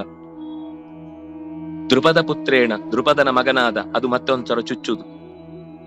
ನೀವು ಎಂಥ ಶಿಷ್ಯನಿಗೆ ಪಾಠ ಮಾಡಿದ್ದೀರಿ ಗೊತ್ತಾ? ದ್ರುಪದನ ಮಗನಿಗೆ ಪಾಠ ಮಾಡಿದ್ದೀರಿ. ಒಂದು ಕಾಲದಲ್ಲಿ ನೀವು ಮತ್ತು ಅವರು ಪರಸ್ಪರ ಶತ್ರುಗಳು. ದ್ರುಪದ ಮತ್ತೆ ದ್ರೋಣ ಒಂದು ಕಾಲದಲ್ಲಿ ತೀವ್ರ ಶತ್ರುಗಳು, ಪ್ರಾಣ ತೆಗೆದುಕೊಳ್ಳುವಷ್ಟು ಶತ್ರುತ್ವ ಇತ್ತು. ಅದು ಇನ್ನೂ ಸೂಕ್ಷ್ಮಕ್ಕೆ ಹೋದ್ರೆ ಇಬ್ರು ಒಟ್ಟಿಗೆ ಓದಿದ್ದು. ಒಂದೇ ಗುರುಕುಲದಲ್ಲಿ, ಅಂದ್ರೆ ದ್ರೋಣಾಚಾರ್ಯರ ಅಪ್ಪನೇ ಗುರುಗಳು, ಅಲ್ಲೇ ಪುರುಷತ ರಾಜನ ಮಗನಾಗಿ ದ್ರುಪದ ಬಂದು ಅಲ್ಲಿ ಅಧ್ಯಯನ ಮಾಡಿದ್ದು. ಆಮೇಲೆ ಒಂದು ಪ್ರಸಂಗವಶಾತ್ ಅವನಿಗೆ ಚಿಕ್ಕ ವಯಸ್ಸಿನಲ್ಲೇ ಅಧಿಕಾರ ಸಿಕ್ಕಿದ್ರಿಂದ ಒಂದು ದರ್ಪವೂ ಬಂದಿತ್ತು. ಅದು ದ್ರೋಣಾಚಾರ್ಯರು ಒಂದ್ಸರ್ತಿ ಬೇಡ್ಲಿಕ್ಕೆ ಹೋದಾಗ ಮಿತ್ರ ಅಂತ ಹೇಳ್ಕೊಳ್ಳಿಕ್ಕೆ ಅವನಿಗೆ ಒಂದು ಪ್ರತಿಷ್ಠೆ ಅಡ್ಡ ಬಂತು. ನೀನ್ ಬೇಕಿದ್ರೆ ಭಿಕ್ಷೆ ಕೇಳು, ಮಿತ್ರ ಅಂತ ಹೇಳ್ಕೊಂಡು ಬರ್ಬೇಡ ನನ್ನ ಹತ್ರ. ಯಯೋರೇವ ಸಮಂ ವಿತ್ತಂ ಯಯೋರೇವ ಸಮಂ ಶ್ರುತಂ ತಯೋರ್ ವಿವಾಹ ಮೈತ್ರಿ ಚ ನತು ಪುಷ್ಟ ವಿಪುಷ್ಟಯೋ. ಸಮ ಸ್ಕಂದರಲ್ಲಿ ಮೈತ್ರಿ ಇರುತ್ತೆ ಹೊರತು ನಿನ್ನ ಹರಕು ಬಟ್ಟೆ ಹಿಡ್ಕೊಂಡು ಕೊಳಕು ವಾಸನೆ ಬರುವ ಶರೀರದೊಂದಿಗೆ ನನ್ನ ಹತ್ರ ಬಂದು ಮಿತ್ರ ಅಂತ ಹೇಳ್ಕೊಳಿಕ್ ನಿಂಗೆ ನಾಚಿಕೆ ಆಗಲ್ವಾ? ನೀನ್ ಯಾರು ಅಂತಾನೆ ಗೊತ್ತಿಲ್ಲದೆ ಇದ್ರೆ ಹಾಗೆ ಒಪ್ಪು ಅದನ್ನ. ಸುಮ್ನೆ ನನ್ನ ಹೆಸರು ಹೇಳ್ಕೊಂಡು ನಿಂದು ಏನೋ ಒಂದು ಸಾಧಿಸಿ ಬಿಡ್ತೇನೆ ಅಂತ ಅನ್ನುವ ಹಠಕ್ಕೆ ಬರಬೇಡ ಅಂತ ಅವಮಾನ ಮಾಡ್ತಾನೆ. ಇದು ದ್ರೋಣಾಚಾರ್ಯಗೆ ತುಂಬಾ ಅವಮಾನ ಆಗುತ್ತೆ. ಅವಮಾನ ಆಗಿ ಕೊನೆಗೆ ಶಿಷ್ಯರ ಮೂಲಕ ಗೆದ್ದು ಅರ್ಧ ರಾಜ್ಯ ತೆಗೆದುಕೊಂಡಿದ್ದೇನೆ, ಈಗ ಸಮ ಅಂತ ಇದ್ರೆ ಮಾತ್ರ ಮೈತ್ರಿ ಆಗುದಲ್ವಾ? ನಿನ್ನ ಹತ್ರ ಅರ್ಧ ರಾಜ್ಯ ಇದೆ, ನನ್ನ ಹತ್ರ ಅರ್ಧ ರಾಜ್ಯ ಇದೆ, ಈಗಲಾದ್ರೂ ಮೈತ್ರಿ ಮಾಡ್ಕೊಳ್ಳೋಣ ಅಂತ ವಸುತಃ ದ್ರೋಣಾಚಾರ್ಯರು ಆಗ್ಲೂ ಕಾಮಾಗೆ ಕೇಳುದು. ಆದ್ರೆ ಕ್ಷತ್ರಿಯನಾಗಿ ಈ ದ್ರುಪದನಿಗೆ ಅದು ಸಹಿಸ್ಕೊಳ್ಳಿಕ್ಕಾಗಲ್ಲ. ಅದಕ್ಕೋಸ್ಕರ ಅವನು ತಪಸ್ಸು ಮಾಡಿ ಯಾಜೋಪಯಾಜರ ಮೂಲಕ ಯಾಗ ಮಾಡಿಸಿ ದ್ರೋಣನನ್ನ ಕೊಲ್ಲುವ ಮಗು ಬೇಕು ಅಂತಾನೇ ಕೇಳಿ ಪಡೆದವನು ದ್ರುಪದ, ಯಾರು ದೃಷ್ಟದ್ಯುಮ್ನ. ಅದೇ ದೃಷ್ಟದ್ಯುಮ್ನ ಇವ್ರತ್ರನೇ ಪಾಠಕ್ ಬಂದ್ರೆ ದ್ರೋಣಾಚಾರ್ಯರು ನಾನು ಗುರುವಾಗಿ ಯಾರಿಗೂ ಮೋಸ ಮಾಡ್ಲಿಕ್ಕಾಗಲ್ಲ, ಶಿಷ್ಯನಾಗಿ ಯಾರು ಸಮಿತಿ ತೆಗೆದುಕೊಂಡು ಬಂದು ನಿಮ್ಮ ಹತ್ರ ಅಧ್ಯಯನಕ್ಕೆ ಬಂದಿದೆ ನನಗೆ ಪಾಠ ಹೇಳ್ಕೊಡಿ ಅಂತ ಕೇಳಿದ್ರೆ ನಾನ್ ಹೇಳ್ಕೊಡಲ್ಲ ಅಂತ ಹೇಳಿಕ್ಕಾಗಲ್ಲ. ನಾನ್ ಶತ್ರುವೆ ಗೊತ್ತಿದೆ, ನನ್ನನ್ನ ಕೊಲ್ಲಿಕ್ಕೋಸ್ಕರ ಹುಟ್ಟಿದ ಮಗು ಅಂತ ಗೊತ್ತಿದೆ. ತನ್ನ ಗುರುತ್ವದ ಹಿರಿಮೆಯನ್ನು ಮೆರೆದ್ರು ಆದ್ರೆ ಅದನ್ನ ಚುಚ್ಚಿ ಹೇಳ್ತಾನೆ, ನೀನ್ ಯಾರೊಟ್ಟಿಗೆ ಶತ್ರುತ್ವವನ್ನು ಇಟ್ಟುಕೊಂಡು ಇಲ್ಲಿ ತನಕ ಜೀವನ ಸಾಧಿಸಿದ್ಯೋ ಅದೇ ಶತ್ರುವಿನ ಮಗನಿಗೆ ನೀನ್ ಪಾಠ ಹೇಳ್ಕೊಟ್ಟು ನಮಗೂ ಶತ್ರುವಾಗ್ಬಿಟ್ಟಿದೆ. ಆ ಶತ್ರುವನ್ನು ಬೆಳೆಸಿದ ಕೀರ್ತಿ ನಿನಗಿದೆ. ದ್ರುಪದ ಪುತ್ರೇಣ ಶಿಷ್ಯೇಣ ತವ ಶಿಷ್ಯೇಣ ಧೀಮತ, ತವ ಶಿಷ್ಯೇಣ ನಿನ್ನ ಶಿಷ್ಯ ಅಂತ ಒತ್ತಿ ಒತ್ತಿ ಹೇಳುದು.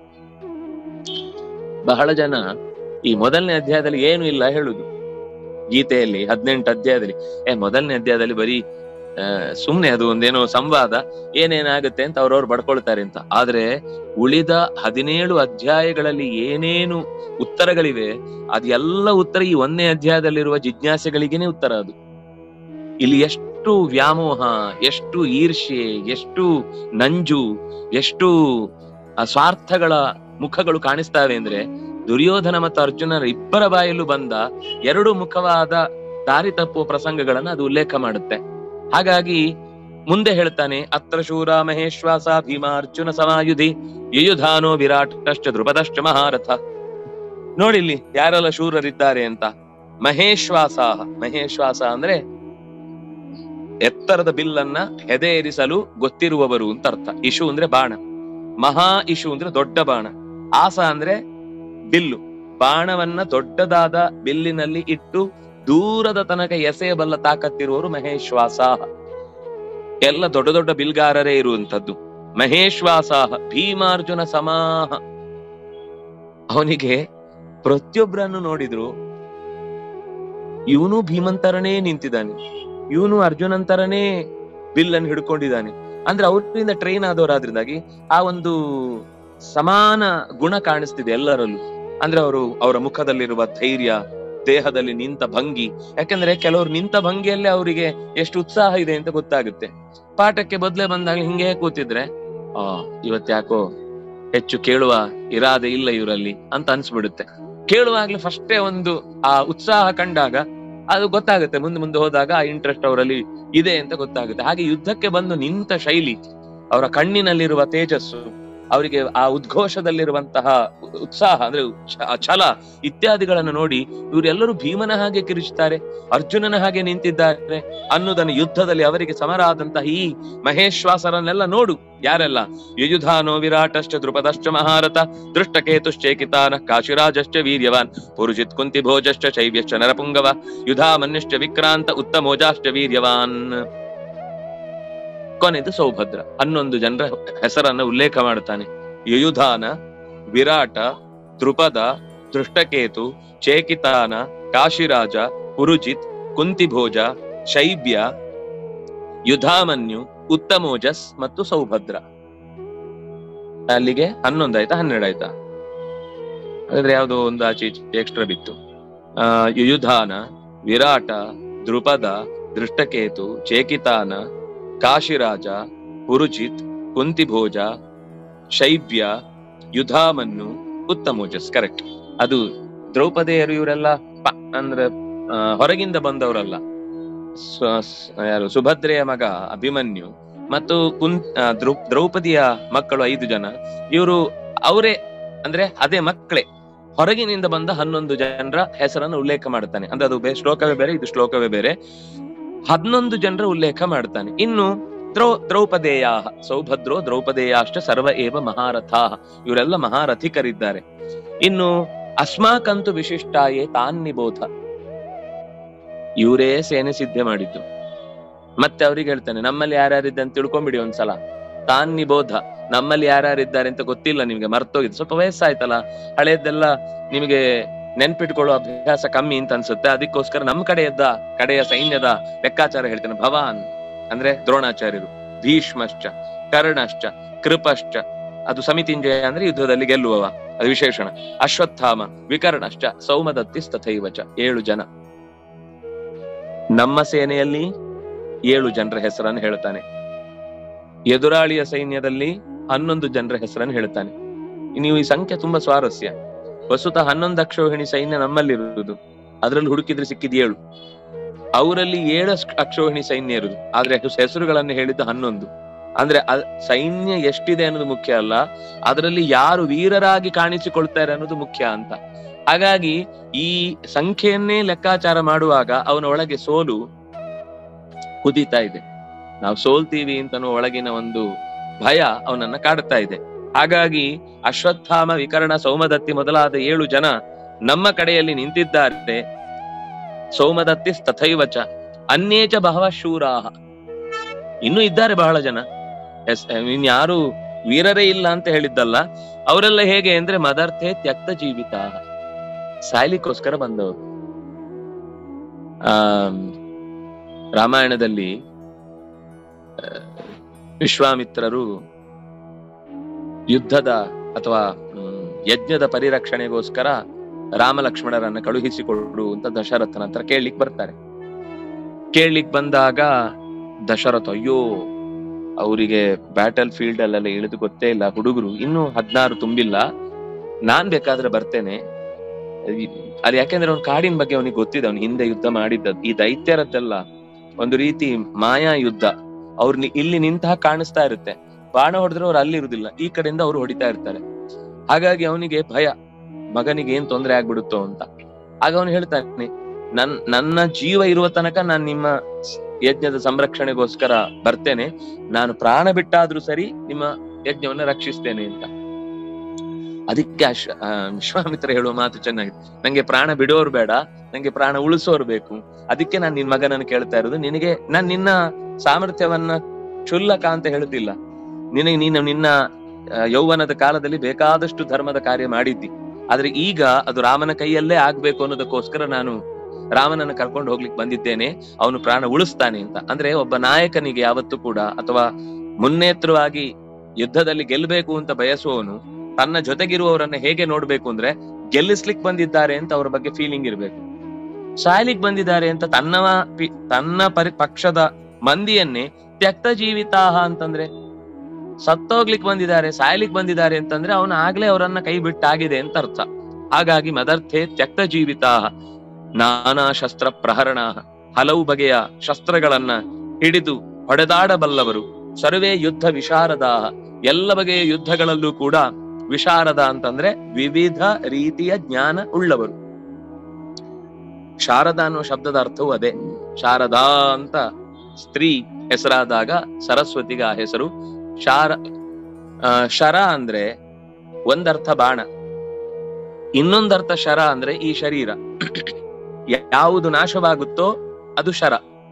ಶೀರ್ಯತೆ, ಶರೀರ ಅಂತ ಅದಕ್ಕೆ ಹೆಸರು. ಶೀರ್ಯತೆ ಇತಿ ಶರ. ಯಾಕೆ ಶರ? ಈ ಶರೀರ ಬ್ರಹ್ಮತಲ್ಲಕ್ಷ್ಯ ಮುಚ್ಯತೆ, ಅದು ಬ್ರಹ್ಮ, ಅದನ್ನ ಹೊಡಿಲಿಕ್ಕಿರುವ ಬಾಣ ಈ ಶರೀರ. ಈ ಶರೀರ ಇಲ್ಲದೆ ಇದ್ರೆ ಆ ಲಕ್ಷ್ಯವನ್ನು ಮುಟ್ಲಿಕ್ಕಾಗುದಿಲ್ಲ. ಮನುಷ್ಯನ ಶರೀರ ಇದ್ರೆ ಮಾತ್ರ ಸಾಧ್ಯ ಆಗುತ್ತೆ, ಬೇರೆ ಯಾವ ಪ್ರಾಣಿಯ ಶರೀರದಿಂದಲೂ ಕೂಡ ತಲ್ಲಕ್ಷ್ಯವನ್ನ ಮುಟ್ಲಿಕ್ಕಾಗುದಿಲ್ಲ. ಅದ್ರನಾಗಿ ಈ ಶರಕ್ಕೆ ಅಥವಾ ಈ ಶರೀರಕ್ಕೆ, ಈ ಶರೀರ ಇದ್ದಾಗ ಲಭ್ಯವಾಗುವುದು ಯಾವುದೋ ಅದು ಶಾರ. ಶಾರ ಅಂದ್ರೆ 100 ಬಗೆಯ ತಿಳುವಳಿಕೆ. ಮನುಷ್ಯ ಶರೀರದಲ್ಲಿ ಮಾತ್ರ ತಿಳಿವು ಬರಬಹುದು ಹೊರತು ಬೇರೆ ಶರೀರದಲ್ಲಿ ಟ್ರೈನಿಂಗ್ ಮಾಡಬಹುದು ಅಷ್ಟೇ, ಆ ತಿಳುವಳಿಕೆ ಬರುವುದಲ್ಲ. ಅವನಿಗೆ ನಾಳೆ ಇನ್ನೊಂದು ಹೊಸ ಸಂದರ್ಭ ಬಂದಾಗ ಅವನೇ ಆಲೋಚನೆ ಮಾಡ್ಲಿಕ್ಕಾದ್ರೆ ಅದು ಜ್ಞಾನ. ಇಲ್ಲ ಅಂದ್ರೆ ಏನಂದ್ರೆ AI ನಿನ್ನೆ ಇದೇ ಸಮಸ್ಯೆಯನ್ನ ಪರಿಹಾರ ಮಾಡಿತ್ತು, ನಾಳೆನೂ ಇದೇ ತರ ಪರಿಹಾರ ಮಾಡುತ್ತೆ. ವಸ್ತುತಃ ಇದು ಹೆಂಡತಿ ಹತ್ರ ಹೇಳಿದ ಸಮಸ್ಯೆಯನ್ನ ಪರಿಹಾರ ಮಾಡಿತ್ತು, ಮಗಳ ಹತ್ರ ಸಮಸ್ಯೆಯನ್ನು ಪರಿಹಾರ ಮಾಡುವಾಗ ಆ ರೀತಿ ಮಾಡ್ಲಿಕ್ಕೆ ಆಗುದಿಲ್ಲ. AIಗೆ ಅದು ಗೊತ್ತಾಗುದಿಲ್ಲ, ಇದು ಹೆಣ್ಣು ಅದು ಹೆಣ್ಣು, ಎರಡಕ್ಕೂ ಒಂದೇ ನಿಯಮ ಕೊಡುತ್ತದೆ. ಆದ್ರೆ ಮನುಷ್ಯ ಅಂತ ಬಂದಾಗ ಅವನ ತಿಳುವಳಿಕೆ ಒಬ್ಬೊಬ್ಬರಿಗೆ ಒಂದೊಂದು ಭಾವನೆ ಇರುತ್ತೆ, ಒಂದೊಂದು ರೀತಿಯ ಸಂಬಂಧ ಇರುತ್ತೆ, ಒಂದೊಂದು ರೀತಿಯ ಅವರ ಸ್ವಭಾವನ ಅಭ್ಯಾಸ ಮಾಡಿಕೊಂಡಿರುತ್ತೆ ಮನಸ್ಸು, ಅದಕ್ಕೆ ತಕ್ಕಂತೆ ಉತ್ತರ ಕೊಡ್ಬೇಕಿರುತ್ತೆ. ಹಾಗಾಗಿ ವಿವಿಧ ಶಾರ, ವಿ ಅಂದ್ರೆ ವಿವಿಧ ರೀತಿಯ ಶಾರ ಜ್ಞಾನವನ್ನ ಚೆನ್ನಾಗಿ ತಿಳಿದು ಕೊಡಬಲ್ಲವರು. ಇವರೆಲ್ಲ ಯುದ್ಧ ಮಾಡ್ಲಿಕ್ಕೆ ಬಂದಿದಾರಲ್ಲ ವಿಶಾರದರು ಅಂತಂದ್ರೆ ಆ ಶಾಸ್ತ್ರದಲ್ಲಿ ಅತ್ಯಂತ ಪಳಗಿದವರು ಅಂತ ಅರ್ಥ. ಶಾಸ್ತ್ರದಲ್ಲಿ ಪಳಗುದು ಯಾವಾಗ ಗೊತ್ತಾ? ತಾನು ತಿಳಿದದ್ದನ್ನೇ ಇನ್ನೊಬ್ನಿಗೆ ಹೇಳಲಿಕ್ಕೆ ಬರುತ್ತೆ ಎಂದಾಗ ಅವನು ಪಳಗಿರ್ತಾನೆ. ಇವತ್ತೇನು ಅಂದ್ರೆ ನಿನ್ನೆ TCH ಮುಗಿಸಿ ಇವತ್ತು ಮಾಸ್ಟರ್ ಆಗ್ಬಿಟ್ಟಿರ್ತಾನೆ, ಟೀಚರ್ ಟ್ರೈನಿಂಗ್ ಮುಗಿಸಿ ಇವತ್ತು ಮಾಸ್ಟ್ರೇ.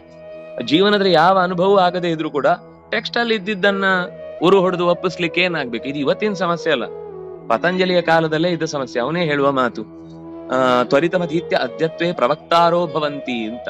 ನಿನ್ನೆ ಕಲಿತು ಇವತ್ತು ಅಧ್ಯಾಪನ ಮಾಡ್ಲಿಕ್ಕೆ ಬರ್ತಾರೆ. ಅಧ್ಯಾಪನ ಅಂದ್ರೆ ಆ ತರದ ಸುಲಭದ ಕಥೆ ಅಲ್ಲ ಅದು ಜೀವನದ ಅನುಭವದ ಜೊತೆಗೆ ವಿಷಯವನ್ನ ನಿರೂಪಿಸಿದ್ರೆ ಮಾತ್ರ ಅದು ಪಾಠ ಆಗುತ್ತೆ ಹೊರತು ಇಲ್ಲ ಅಂದ್ರೆ ಇವತ್ತಾದ್ರಿಂದಾಗಿ ಸ್ಮಾರ್ಟ್ ಟಿವಿಗಳೆಲ್ಲ ತುಂಬಾ ಜಾಸ್ತಿ ಬೇಗ ಆಕ್ರಮಣ ಮಾಡ್ತಾ ಇದೆ. ಯಾಕೆಂದ್ರೆ ಇವರು ಅದಕ್ಕಿಂತ ಹೆಚ್ಚೇನು ಹೇಳ್ಕೊಡಲ್ಲ, ಕೆಲವೊಂದ್ಸರ್ತಿ ಇವರೇ ತಪ್ಪು ಹೇಳ್ಕೊಡ್ತಾ ಇರ್ತಾರೆ, ಅದೇ ಜಾಸ್ತಿ ಸರಿ ಹೇಳ್ಕೊಡುತ್ತೆ ಅಂತ ಅನ್ಸುತ್ತೆ ಕೆಲವು ವಿಷಯಕ್ಕೆ.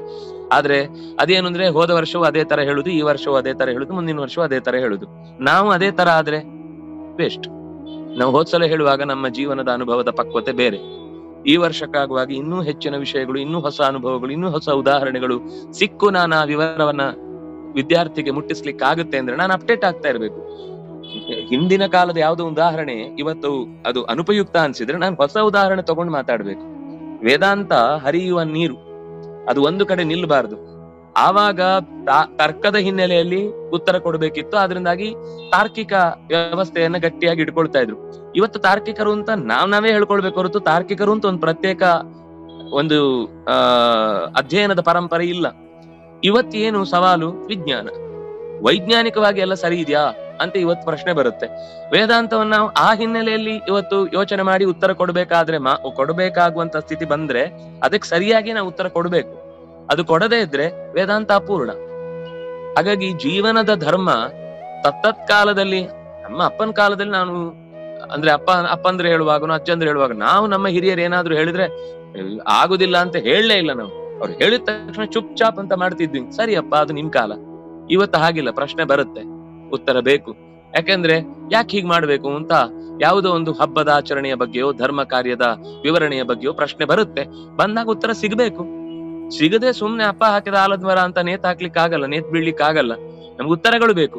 ಈಗ ಸುಮ್ನೆ ಕೆಲವರಿಗೆ ಉತ್ತರ ಬೇಕಿಲ್ಲ, ಎದುರು ನಿಂತವನ ಕಾಲ್ ತಪ್ಪಿಸ್ಲಿಕ್ಕೆ ಮಾತ್ರ ಯೋಚನೆ ಇರುತ್ತೆ. ಆ ಉತ್ತರ ಕೊಡ್ಬೇಡಿ ಬಿಡಿ ಅಂತವ್ರು ಇದ್ದೇ ಇರ್ತಾರೆ ಎಲ್ಲಾ ಕಾಲದಲ್ಲಿ. ಆದ್ರೆ ನಿಜವಾಗಿಯೂ ಹೌದಾ, ಇದು ನನಗೆ ಇಲ್ಲಿ ತನಕ ನಾನು ತಿಳ್ಕೊಂಡ ವಿಷಯ ಹೀಗಿತ್ತು, ಆದ್ರೆ ಇದು ಹೀಗಲ್ಲ ಅಂತ ಅನಿಸ್ತಿದೆ, ಇದಕ್ಕೇನು ಉತ್ತರ ಅನ್ನುವ ಜಿಜ್ಞಾಸೆಯಿಂದ ಬಂದಾಗ ಉತ್ತರ ಕೊಟ್ಟು ಹೋದ್ರೇನೆ ಅವನೊಬ್ಬ ನಿಜವಾದ ಶಾರದಾ ಆಗ್ತಾನೆ. ಅವಳು ಯಾಕೆ ಶಾರದಾ ಅಂದ್ರೆ ಶಾರಂ ದದಾತಿ, ಜ್ಞಾನವನ್ನ ಕೊಡ್ತಾಳೆ. ಇವರು ಶಸ್ತ್ರಾಸ್ತ್ರವನ್ನ ಕಲ್ತಿರ್ತಾರಲ್ವಾ, ಕಲ್ತವ್ರು ಕೇವಲ ಅಷ್ಟೇ ಅಲ್ಲ, ಅವರು ಆ ಪರಂಪರೆಯನ್ನ, ಶಿಷ್ಯ ಪರಂಪರೆಯನ್ನ ಬೆಳೆಸಿ ಬಂದವ್ರು ಈಗ ಇಲ್ಲಿರೋರು. ಯಾಕೆ ಭೀಷ್ಮಾಚಾರ್ಯ ಪಾಠ ಮಾಡಿಲ್ವಾ, ದ್ರೋಣಾಚಾರ್ಯ ಪಾಠ ಮಾಡಿಲ್ವಾ? ಎಲ್ರಿಗೂ ಒಂದು ಜವಾಬ್ದಾರಿ ಏನು ಅಂದ್ರೆ, ಗುರುದಕ್ಷಿಣೆ ಕೊಡ್ಬೇಕಾದ ಮುಖ್ಯ ಜವಾಬ್ದಾರಿ ಏನು ಅಂದ್ರೆ, ನಾನು ಕಲ್ತದ್ದನ್ನ ನೆಕ್ಸ್ಟ್ ಜನರೇಷನ್ಗೆ ಕೊಟ್ಟು ಬಂದ್ರೇನೆ ಗುರುದಕ್ಷಿಣೆ. ಅವರಿಗೆ ನೀವು ಫೀಸ್ ಕಟ್ಟಿ ಅಥವಾ ಇನ್ನೇನೋ ಗೌರವ ಸಂದಾಯ ಮಾಡಿ ಅದು ಯಾವುದು ಮುಖ್ಯ ಅಲ್ಲ. ಅದೆಲ್ಲದಕ್ಕಿಂತ ಮುಖ್ಯ ಯಾವುದು ಅಂದ್ರೆ ಕಲಿತ ವಿದ್ಯೆಯನ್ನ ನನ್ನ ಸುತ್ತ ಇದ್ದ 4 ಮಂದಿಗಾದ್ರೂ ನಾನು ತಿಳಿಸ್ಬೇಕು ಅಂತ. ಅಂತಹ ಯುದ್ಧ ವಿಶಾರದರು, ಯುದ್ಧದ ಕಲೆಯನ್ನ ಮುಂದಿನ ಪರಂಪರೆಗೂ ಕೂಡ ಮುಟ್ಟಿಸಿ ಬಂದವರು. ಅದರಿಂದ ಅಪರ್ಯಾಪ್ತಂ ಮುಂದೆ ಹೇಳ್ತಾನೆ, ಈ ಎಲ್ಲರೂ ಕೂಡ ಸಾಮಾನ್ಯರಲ್ಲ. ಯುದ್ಧದಲ್ಲಿ ತಿಳುವಳಿಕೆ ಇದ್ದವರು, ತಿಳುವಳಿಕೆಯನ್ನ ಮುಂದಿನ ಪರಂಪರೆಗೆ ಮುಟ್ಟಿಸಿದವರು, ಹಲವು ಬಗೆಯ ಆಯುಧಗಳನ್ನ ಬಳಸಿ ಅಭ್ಯಾಸ ಇದ್ದವರು, ಇವರೆಲ್ಲರೂ ನಿಂತಿದ್ದಾರೆ. ಆದ್ರೂ ಅಪರ್ಯಾಪ್ತಂ ತದಸ್ಮಾಕಂ ಬಲಂ ಭೀಷ್ಮಾಭಿರಕ್ಷಿತಂ ಪರ್ಯಾಪ್ತಂ ಇದಮೇತೇಷಾಂ ಬಲಂ ಭೀಮಾಭಿರಕ್ಷಿತಂ. ಅಲ್ಲಿ ಕಾಣುತ್ತಿರುವ ನಮ್ಮ ಸೈನ್ಯ ಯುದ್ಧಕ್ಕೆ ಸಾಲುತ್ತಿಲ್ಲ, ಯುದ್ಧದ ಬಲದ ಧೈರ್ಯವನ್ನ ಪೂರ್ತಿ ಹೊಂದಿಲ್ಲ. ನಮ್ಮ ಹತ್ತಿರದಲ್ಲೇ ಬಂದು ನಿಂತಿರುವ ಪಾಂಡವರ ಸೈನ್ಯ ತುಂಬಾ ಸಶಕ್ತವಾಗಿದೆ ಯುದ್ಧಕ್ಕಾಗಿ. ವಸುತ ಅಲ್ಲಿರುವ ಸೈನ್ಯ ಅವ್ರದ್ದು, ಇಲ್ಲಿರುವ ಸೈನ್ಯ ನಮ್ದು. ಅವನಿಗೆ ಆಗಲೇ ಅದು ನಮ್ಮ ಮೇಲೆ ಮುಗಿಬಿದ್ದು ನಮ್ಮನ್ನು ಮುಗಿಸಿ ಬಿಟ್ಟಿದೆ ಅನ್ನುವ ಭಾವನೆಯಿಂದ ಅವನು ಪದಗಳನ್ನು ಬಳಸುವಾಗ್ಲೂ ತತ್ ಅಸ್ಮಾಕಂ, ತತ್ ಅಸ್ಮಾಕಂ ಸೈನ್ಯಂ ಅಪರ್ಯಾಪ್ತಂ, ಅದು ಏನು ಉಪಯೋಗ ಇಲ್ಲ, ಅದು ಭೀಷ್ಮಾಭಿರಕ್ಷಿತಂ. ಆದ್ರೆ ಭೀಮಾಭಿರಕ್ಷಿತಂ ಸೈನ್ಯಂ ಇದಂ, ನನ್ನ ಮೇಲೆ ಮುಗಿಬಿದ್ದಂತೆ ನಮ್ಮನ್ನು ನುಂಗ್ಲಿಕ್ಕೆ ಹೊರಟ ಭೀಮನನ್ನೇ ಪ್ರತಿರೂಪದಂತೆ ಹೊತ್ತು ನಿಂತಿರುವ ಆ ಸೈನ್ಯ ಪರ್ಯಾಪ್ತಂ, ಸಶಕ್ತವಾಗಿದೆ. ಪರ್ಯಾಪ್ತ ಅಂದ್ರೆ ಸಾಕು, ಸಮರ್ಥ ಅಂತ ಅರ್ಥ. ಪರ್ಯಾಪ್ತ ಅಂದ್ರೆ ಇದಕ್ಕೆ ಮೀರಿ ಮತ್ತೆ ಇನ್ನೇನು ಹೇಳ್ಬೇಕಾಗಿಲ್ಲ, ಅದು ಪೂರ್ತಿ. ಇನ್ನು ಇದರಲ್ಲಿ ಇಂತಹದ್ದೊಂದು ಕೊರತೆ ಇತ್ತು, ಇದನ್ನು ತುಂಬಿಸ್ಲಿಕ್ಕೆ ಇಂತಹದ್ದೊಂದು ಟ್ರೈನಿಂಗ್ ಬೇಕು, ಏನು ಇಲ್ಲ, ಎಲ್ಲ ಪರ್ಫೆಕ್ಟ್ ಆಗಿ ನಿಂತು ಬಿಟ್ಟಿದೆ. ಅಂತ ಸೈನ್ಯ ಎದುರುಗಡೆ ನಿಂತು ಬಿಟ್ಟಿದೆ. ಅಯನೇಶು ಚ ಸರ್ವೇಶು ಯಥಾಭಾಗಮವಸ್ಥಿತ ಭೀಷ್ಮಮೇವಾಭಿರಕ್ಷಂತು ಭವಂತಃ ಸರ್ವ ಏವಹಿ. ಅಲ್ಲೇ ಇದ್ದಾರೆ ಪಾಪ ಭೀಷ್ಮಾಚಾರ್ಯರು, ಅವರ ಕಿವಿಗೆ ಬೀಳುವ ಹಾಗೆ ದ್ರೋಣಾಚಾರ್ಯರ ಹತ್ರ ಹೇಳ್ತಾನೆ, ಎಲ್ಲ ಆಯಕಟ್ಟಿನ ಜಾಗದಲ್ಲಿ ಕರೆಕ್ಟ್ ಆಗಿ ಶತ್ರುಗಳು ಎಲ್ಲೆಲ್ಲಿ ಬರಬಹುದೋ ಆ ಜಾಗದಲ್ಲಿ ಅಡ್ಡ ನಿಂತುಕೊಂಡು ಅಯನೇಶು ಸರ್ವೇಶು ಯಥಾಭಾಗಂ, ನಿಮಗೆ ಯಾವ ಕೆಲಸ ಕೊಟ್ಟಿದ್ದಾರೋ, ಯಾವ ರೀತಿಯ ಯುದ್ಧದ ವ್ಯವಸ್ಥೆಯಲ್ಲಿ ನಿಮ್ಮನ್ನು ಜೋಡಿಸಿದ್ದಾರೋ ಅಲ್ಲೇ ಇರಿ. ಏನ್ ಮಾಡಿ? ಭೀಷ್ಮಮೇವ ಅಭಿರಕ್ಷಂತು, ಭೀಷ್ಮನ ಹತ್ತಿರಕ್ಕೆ ಯಾವ ಪಾಂಡವರಾಗ್ಲಿ ಅಥವಾ ಯಾರೇ ಎದುರಾಳಿಯ ವೀರರಾಗ್ಲಿ ಹತ್ತಿರ ಸುಳಿಯದಂತೆ ನೋಡ್ಕೊಳ್ಳಿ, ಇಷ್ಟೇ ನಿಮ್ ಕೆಲಸ. ಭೀಷ್ಮಮೇವ ಅಭಿರಕ್ಷಂತು. ವಸ್ತುತಃ ಯುದ್ಧ ಅಂದ್ರೆ ಎರಡು ಮುಖ ಇದೆ, ಒಂದು ಅಟ್ಯಾಕ್, ಒಂದು ಡಿಫೆನ್ಸ್. ಡಿಫೆನ್ಸ್ ಇವನೇನ್ ಹೇಳ್ತಾನೆ ಅಂದ್ರೆ ಡಿಫೆನ್ಸ್ ಮಾತ್ರ ಮಾಡ್ಕೊಂಡು ಕೂತ್ಕೊಳ್ಳಿ. ಈ ಕೆಲವೊಮ್ಮೆ ಟೆಸ್ಟ್ ಅಲ್ಲಿ ಆಡುವಾಗ ವಿಕೆಟ್ ಬೀಳ್ಬಾರ್ದು ಅಷ್ಟೇ, ವಿನ್ ಆಗ್ಬೇಕು ಅಂತಿಲ್ಲ, ಡ್ರಾ. ಸುಮ್ನೆ ಅಲ್ಲಿಂದ ಇಲ್ಲಿ ಆಟ ಆಡಿಸ್ತಾ ಇರ್ತಾರೆ. ಅದನ್ನ ಅಂತ ಎರಡು ಜೋಡಿಗಳನ್ನು ಬ್ರೇಕ್ ಮಾಡೋದೇ ದೊಡ್ಡ ಕಷ್ಟದ ಕೆಲಸ. ನೀವು ಇಷ್ಟೇ ಮಾಡಿ, ನಮಗೆ ಅವರನ್ನ ಹೋರಾಟ ಮಾಡಿ ಗೆಲ್ತೇವೆ ಅಂತ ಅನ್ನೋ ಧೈರ್ಯ ಇಲ್ಲ ಈಗ. ಆದ್ರಿಂದ ನೀವೇನ್ ಮಾಡ್ಬೇಕು ಅಂದ್ರೆ ಭೀಷ್ಮಾಚಾರ್ಯ ಇರುವ ತನಕ ನಮಗೇನು ತೊಂದರೆ ಇಲ್ಲ, ಹಾಗಾಗಿ ಅವರನ್ನು ಉಳಿಸ್ಕೊಳ್ಳಿ, ನಿಮ್ಗೆ ಇಷ್ಟೇ ಕೆಲಸ. ಭೀಷ್ಮಮೇವ ಅಭಿರಕ್ಷಂತು ಭವಂತ ಸರ್ವ ಏವಹಿ. ಎಲ್ಲರೂ ನಿಮಗೆ ಎದುರಾಳಿಯ ವ್ಯಕ್ತಿಯ ಜೊತೆಗಿನ ಹೋರಾಟಕ್ಕೆ ಯಾರು ಇಲ್ಲದೆ ಇದ್ರೂ ತೊಂದರೆ ಇಲ್ಲ. ಅವ್ರು ನಮ್ಮ ಮೇಲೆ ಬಂದಾಗ ಅವರಿಂದ ನಮಗೆ ತೊಂದರೆ ಆಗದ ಹಾಗೆ ಅಡ್ಡ ಇಡಿಸ್ಕೊಂಡ್ಬಿಡಿ. ಈ ಚೆಸ್ ಅಲ್ಲಿ ಆಟ ಆಡುವಾಗ ಕಟ್ಟಿ ಹಾಕಿ ಸುಮ್ನೆ ಕೂತ್ಬಿಡುದು, ಮುಂದೆ ಹೋಗ್ಲಿಕ್ಕೆ ಅವರಿಗೆ ಚೂರ ಅವಕಾಶ ಕೊಟ್ರೆ ನುಂಗಿ ಬಿಡ್ತಾರೆ. ಆಗೇನ್ ಮಾಡುದು ಅಂದ್ರೆ ಕಟ್ಟಿ ಹಾಕ್ಬಿಟ್ಬಿಡುದು. ಸೊ ಗೆಲ್ಲಿಕ್ಕಾಗಲ್ಲ, ಸುಮ್ನೆ ಓಡ್ತಾ ಇರುದು. ಅವ್ರು ಓಡಿಸ್ಕೊಂಡ್ ಬರ್ತಾನೆ ಇರ್ತೀನಿ, ನೀವು ಓಡಿಸ್ತಾನೆ, ಮುಗಿಯುವುದೇ ಇಲ್ಲ ಅದು ಕೊನೆಗೆ. ಹಾಗೆ ನಮಗೀಗ ಗೆಲ್ಲುವ ಧೈರ್ಯ ಇಲ್ಲ, ಯಾಕಂದ್ರೆ ಭೀಮಾರ್ಜುನರಂತೆ ಸಿದ್ಧರಾಗಿದ್ದಾರೆ ಎದುರಾಳಿಗಳು. ಭೀಮನೇ ನಾಯಕನಾಗಿ ಸೇನೆಗೆ ರಕ್ಷಕನಾಗಿ ನಿಂತು ಬಿಟ್ಟಿದ್ದಾನೆ. ಆದ್ರಿಂದ ತಸ್ಯ ಸಂಜನಯನ್ ಹರ್ಷ. ಈ ಮಾತು ಕೇಳಿದಾಗ ಏನ್ ಅನಿಸ್ಬೇಡ, ಭೀಷ್ಮಾಚಾರ್ಯರಿಗೆ ಎಷ್ಟು ನೋವಾಗಿರ್ಬೋದು. ಅಷ್ಟು 800 ವಯಸ್ಸಿನ ಹಿರಿಯ, ಇವ್ರನ್ನ ನೋಡ್ಕೊಳ್ಳಿ ಅಷ್ಟೇ, ನಿಮ್ಗೆ ಏನ್ ಕೆಲಸ ಇಲ್ಲಪ್ಪ, ಇವ್ರನ್ನ ನೋಡ್ಕೊಳ್ಳಿ, ನಿಮ್ಗೆ ಅದೇ ಕೆಲಸ ಅಂತಂದ್ರೆ ವಸುತ ಕೋಪದಿಂದ ಎಷ್ಟು ಜೋರ್ ಮಾತಾಡ್ಬೋದಿತ್ತು. ನಿನ್ಗೇನ್ ಗೊತ್ತು ಅಂತ ಮಾತಾಡ್ತಿದ್ದಿ.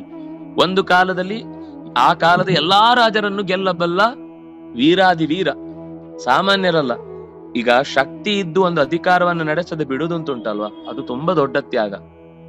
ನಮಗೆ ಶಕ್ತಿ ಇಲ್ಲ ಅಂತ ನಾವು ಕೈ ಬಿಟ್ಟು ಹೋಗುದು, ಮಾಡ್ಕೊಳ್ಳಿ ಅಂತ ಹೇಳು ದೊಡ್ಡ ಸಂಗತಿ ಅಲ್ಲ.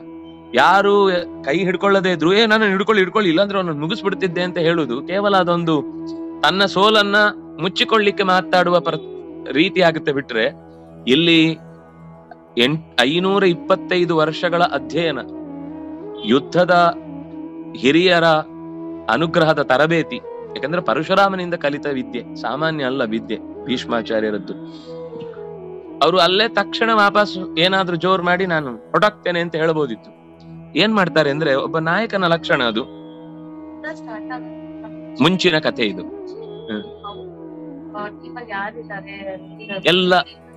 ಎಲ್ಲ ಗೊತ್ತಿದೆ. ಹೌದು, ಆ ದೃಶ್ಯ ನೋಡ್ಮೇಲೆ ಅವ್ರು ಯಾಕೆ ಗೊತ್ತಿದ್ದು ಯಾಕೆ ಕುಗ್ಗೋದ್ರು ಅಂತ ಮುಂಚೆನೆ ಅವ್ರು ಪ್ಲಾನ್ ಮಾಡ್ಕೋಬೋದಿತ್ತಲ್ಲ. ಏನ್ ಗೊತ್ತಾ, ಈಗ ಯಾವಾಗ್ಲೂ ಕೂಡ ದೂರದಲ್ಲಿ ಆ ವ್ಯಕ್ತಿ ಇರುವುದು ಅನ್ನೋದು ಗೊತ್ತಾಗುವುದಕ್ಕೂ ಆ ರಣರಂಗದಲ್ಲಿ ನಿಂತಾಗ ಅವರ ಆ ಛಾತಿ, ಅವರ ಆ ಧೈರ್ಯ, ಅವರ ಉದ್ಘೋಷ, ಅದು ಆ ಅಟ್ಮಾಸ್ಫಿಯರ್ ಅನ್ನೇ ಚೇಂಜ್ ಮಾಡುತ್ತೆ. ಈಗ ಹಿಂದಿನ ದಿವಸ ತಾನೇ ಅರ್ಜುನ ನಾಳೆ ಅವರನ್ನ ಎಲ್ಲರನ್ನು ನಾಶ ಮಾಡ್ತೇನೆ ಅಂತ ಹೇಳಿದವನು ಈಗ ಬಂದ ತಕ್ಷಣ ಕುಗ್ಗಿ ಬಿಡ್ತಾನಲ್ಲ. ಅದು ಕೆಲವರಿಗೆ ಸ್ಟೇಜ್ ಫಿಯರ್. ಇಲ್ಲಿ ಆರಾಮ್ ಮಾತಾಡ್ತಿರ್ತಾರೆ, ಮೈಕ್ ಕೊಟ್ಟ ತಕ್ಷಣ ಅದು ಅದು ಇದು ಎಲ್ಲ ಸರ್ವನಾಮಗಳಲ್ಲೇ ಭಾಷಣ ಮುಗಿದೋಗುತ್ತೆ. ನೀವು ಅದನ್ನ ಮಾಡಿದ್ದೀರಿ ಆದ್ರೆ ನಾವು ನಿಮ್ಗೆ ಇದನ್ನ ಮಾಡ್ತೀವಿ, ನೀವು ನಮ್ಗೆ ಅದನ್ನ ಹೇಳಿದ್ರಿಂದ ನಾವು ನಿಮ್ಗೆ ಇದನ್ನ ಹೇಳ್ತೀವಿ, ಅದು ಬಹಳ ಚೆನ್ನಾಗಿತ್ತು ಅದರಿಂದ ನಾವು ನಿಮ್ಗೆ ಇದಾಗಿದ್ದೀವಿ. ಏನದು ಇದು?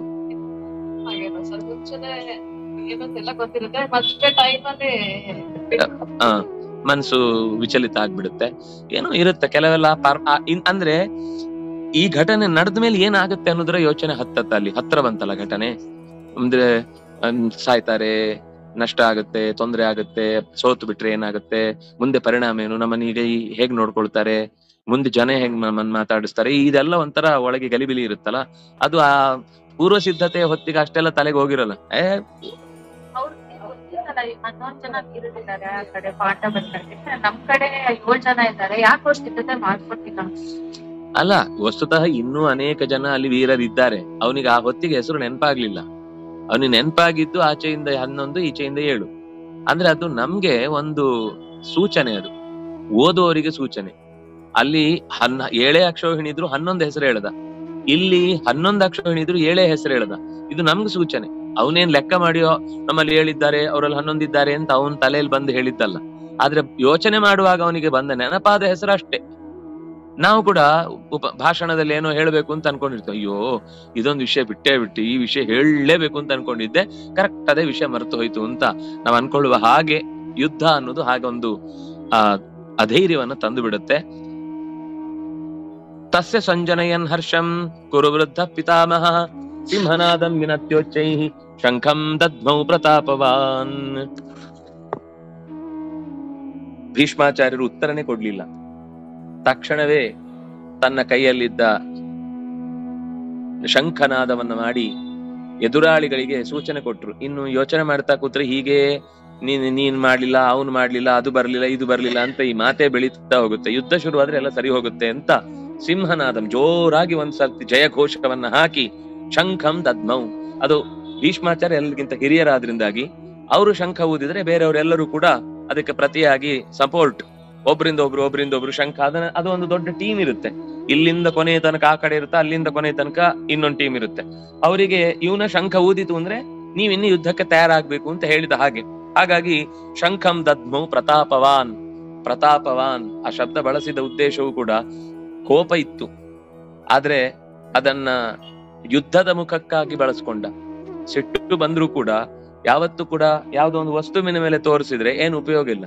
ಆ ವಸ್ತು ನಾಶ ಆಗುತ್ತೆ, ಪುಡಿಯಾಗಿ ಹೋಗುತ್ತೆ. ಅದರ ಬದಲು ನಾವು ಯಾವ್ದಕ್ಕೋಸ್ಕರ ಬಂದಿದ್ದೇವೋ ಆ ಕೆಲಸದ ಮೇಲೆ ತೋರಿಸಿದ್ರೆ ಕೆಲಸ ಆದ್ರೂ ಒಂದಿಷ್ಟು ಫಾಸ್ಟ್ ಆಗುತ್ತೆ, ಅದು ಲಾಭ ಆಗುತ್ತೆ. ಆ ಸಿಟ್ಟು ತುಂಬಾ ಒಳ್ಳೆ ಶಕ್ತಿ ಅದು.